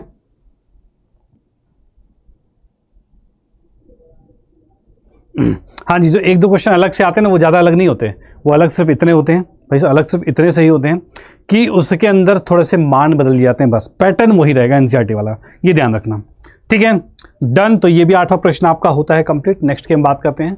नेक्स्ट आपके बात की जाए, ये 8वां वाला प्रश्न है। ये वाला क्वेश्चन मैं आपसे कहूँ ना, ये वाला क्वेश्चन जो आपके पास है ये आपके एनसीईआरटी का एग्जाम्पल है। ठीक है, एनसीईआरटी का एग्जाम्पल है, वो क्वेश्चन यहाँ पर दिया, बहुत बढ़िया क्वेश्चन है ये। ठीक है, मैं आपको बता दूं कि जब मैंने ये चैप्टर करवाया था, ठीक है, उस चैप्टर के अंदर ये वाला क्वेश्चन स्पेशली बताया था, मैंने स्पेशली कहा था कि बोर्ड्स के लिए बहुत ज़्यादा इंपॉर्टेंट है। अब भैया बोर्ड ने पेपर अब बना के दिया है, मैं तो पहले ही बता चुका हूँ। ठीक है, यानी कि मैं आपको बता दूं कि आपको वही चुनिंदा क्वेश्चन करवाए जाते हैं जो आपके बोर्ड के लिए बहुत इंपॉर्टेंट है, ध्यान रखना। ठीक है, तो ये वाला क्वेश्चन भी मैंने आपको ऑलरेडी बताया था, तो ये चीज़ को भी बिल्कुल ध्यान रखना है। सेम पैटर्न पर ये वाला क्वेश्चन भी बता रखा है और ये भी आपको करना है। ठीक है, डन, ओके। तो भाई इसी के साथ हमारा ये जो यूपी बोर्ड का जो मॉडल पेपर है 2024-25 का, ये यहाँ पर ख़त्म होता है। इसके सभी प्रश्न मैंने ऑलरेडी आपको बता दिए हैं। ठीक है, सारी चीज़ें मैंने बता दी हैं। हाँ जी, एनसीईआरटी के एग्जाम्पल्स भी बहुत इंपॉर्टेंट है भाई। एनसीईआरटी के क्वेश्चंस हो गए चाहे एग्जाम्पल हो गए, इन्हीं में से पेपर बनता है, वहाँ पर उन चीज़ों को ज़रूर करना है, ध्यान रखें भैया, उन चीज़ों को ज़रूर करना है, ज़रूर करना है। ठीक है, तो ये चीज़ का बिल्कुल ध्यान रखना। तो फिलहाल मैं आपको बता दूं कि यहाँ पर ये आपका यूपी बोर्ड का असेंबली पेपर बिल्कुल क्लियर होता है, ख़त्म होता है। ठीक है, और रही बात आपके पढ़ने की, तो आप रेगुलर कनेक्टेड रहिए। ठीक है, और आप चाहते हो कि सर थोड़ा डिस्ट्रैक्शन फ्री करके थोड़ा सा पढ़ा जाए, ठीक है, कि क्योंकि यूट्यूब पे होता है थोड़ी बहुत डिस्ट्रैक्शन हो जाती है, कुछ ये वाली वीडियो कुछ ये वाली वीडियो आती है, तो आप हमारे अड्डा के ऐप पे जा सकते हो। वहाँ पर ऐप पे जाकर आप हमारी सारी क्लासेस देख सकते हो। ठीक है, जिसमें कि एक हुंकार बैच है, एक रिकॉर्डेड बैच है वो लेक्चर। ठीक है, पूरे चैप्टर, सारे चैप्टर आपको रिकॉर्डेड फॉर्म में आपको मिल जाएंगे। ठीक है, बिल्कुल कम प्राइस में आपको देखने को मिलेगा। ठीक है, वो चीज़ भी आप देख सकते हो। और मैं एक और स्पेशल चीज़ आपको बता दूं, जो अभी तक हमारे ग्रुप में ज्वाइन नहीं हुआ, ग्रुप में ज्वाइन हो जाइए, जिसमें कि आप अपने कोई भी डाउट्स हैं वो भेज सकते हो। ठीक है, और ये जो पीडीएफ मैंने आपको भेजी है, इस पूरे के नोट्स अगर चाहिए आपको, तो ये भी आप उस लिंक से प्रोवाइड करते हो। ये आप देख रहे हो ना, कमेंट बॉक्स के अंदर ऊपर टॉप पे एक लिंक आपको दिख रहा होगा जो अड्डा हिंदी मीडियम क्लास 11-12 लिखा है, उस पर आप क्लिक कर सीधे के सीधे पहुंच सकते हो। कहाँ भाई? तो सीधे सीधे वहां से पहुंच सकते हो हमारे ग्रुप के अंदर, जो कि ऐप में आपको कम्युनिटी का ग्रुप मिलता है, उस ग्रुप में ज्वाइन हो जाइए और वहां पर आपको हर एक क्लास की पीडीएफ फ्री ऑफ कॉस्ट देखने को मिल जाएगी। ठीक है, तो फ्री वाली चीज़ ये आपको मिल जाएगी, यूट्यूब पे बिल्कुल फ्री मिलता है। अगर आपको हुंकार बैच लेना है तो वो आपका शायद 500-600 के आसपास का रेट है। ठीक है, वो आप देख लेना। बाकी ये वाला कोड अगर आप लगा लेते हो Y961, तो यहाँ पर ये चीज़ आपको बहुत ईजी कर देगी। ठीक है, और रही बात जो CUET की प्रिपरेशन कर रहे हैं, भाई CUET के बारे में बात करूँ, जो बोर्ड के बाद CUET तक की प्रिपरेशन चाहते हैं, उनके लिए भी CUET के लिए बेस्ट कोर्स आपके लिए लाया हुआ है। उसकी लिंक भी इसी वीडियो के डिस्क्रिप्शन बॉक्स में होगी, वहाँ पर जाकर आप उस बैच को भी परचेज कर सकते हो, जिसमें बोर्ड्स प्लस CUET दोनों ही चीज़ें क्लियर कराई जाएगी। ठीक है, तो उसके लिए भी बिल्कुल ध्यान दे सकते हैं आप। ठीक है, तो बाकी आप जुड़े हुए हो, साथ में पढ़ते रहिए, मुस्कुराते रहिए, आगे बढ़ते रहिए, हम हर चीज़ आपको बताने वाले हैं। ठीक है, और सेशन को शेयर जरूर कर देना, जिसने लाइक नहीं किया है लाइक भी कर देना। मिलते हैं नेक्स्ट क्लास में एक बेहतरीन सेशन के साथ। और पहले तो आज 8 बजे की बात की, आज रात को 8 बजे जरूर मिलना है। ठीक है, done, okay, bye, thank you. Sir कैसे जुड़ें? आज रात को आएंगे लाइव क्लास में, कैसे जुड़ें? तो भैया आज रात को लाइव क्लास शेड्यूल है यार, उसमें देख लो, इसी चैनल पर लाइव क्लास शेड्यूल होगी, उस पर आप जरूर ज्वाइन कर लेना। ठीक है, और जिन्होंने चैनल सब्सक्राइब नहीं किया सब्सक्राइब कर लेना। ठीक है, और सेशन को शेयर भी कर देना फ्रेंड सर्कल में, क्योंकि आपके यूपी बोर्ड के लिए धमाल होने वाला है, यहाँ पर हर चीज़ बेहतरीन तरीके से होने वाली है। बिल्कुल ठीक है, तो मिलते हैं नेक्स्ट क्लास में। Thank you.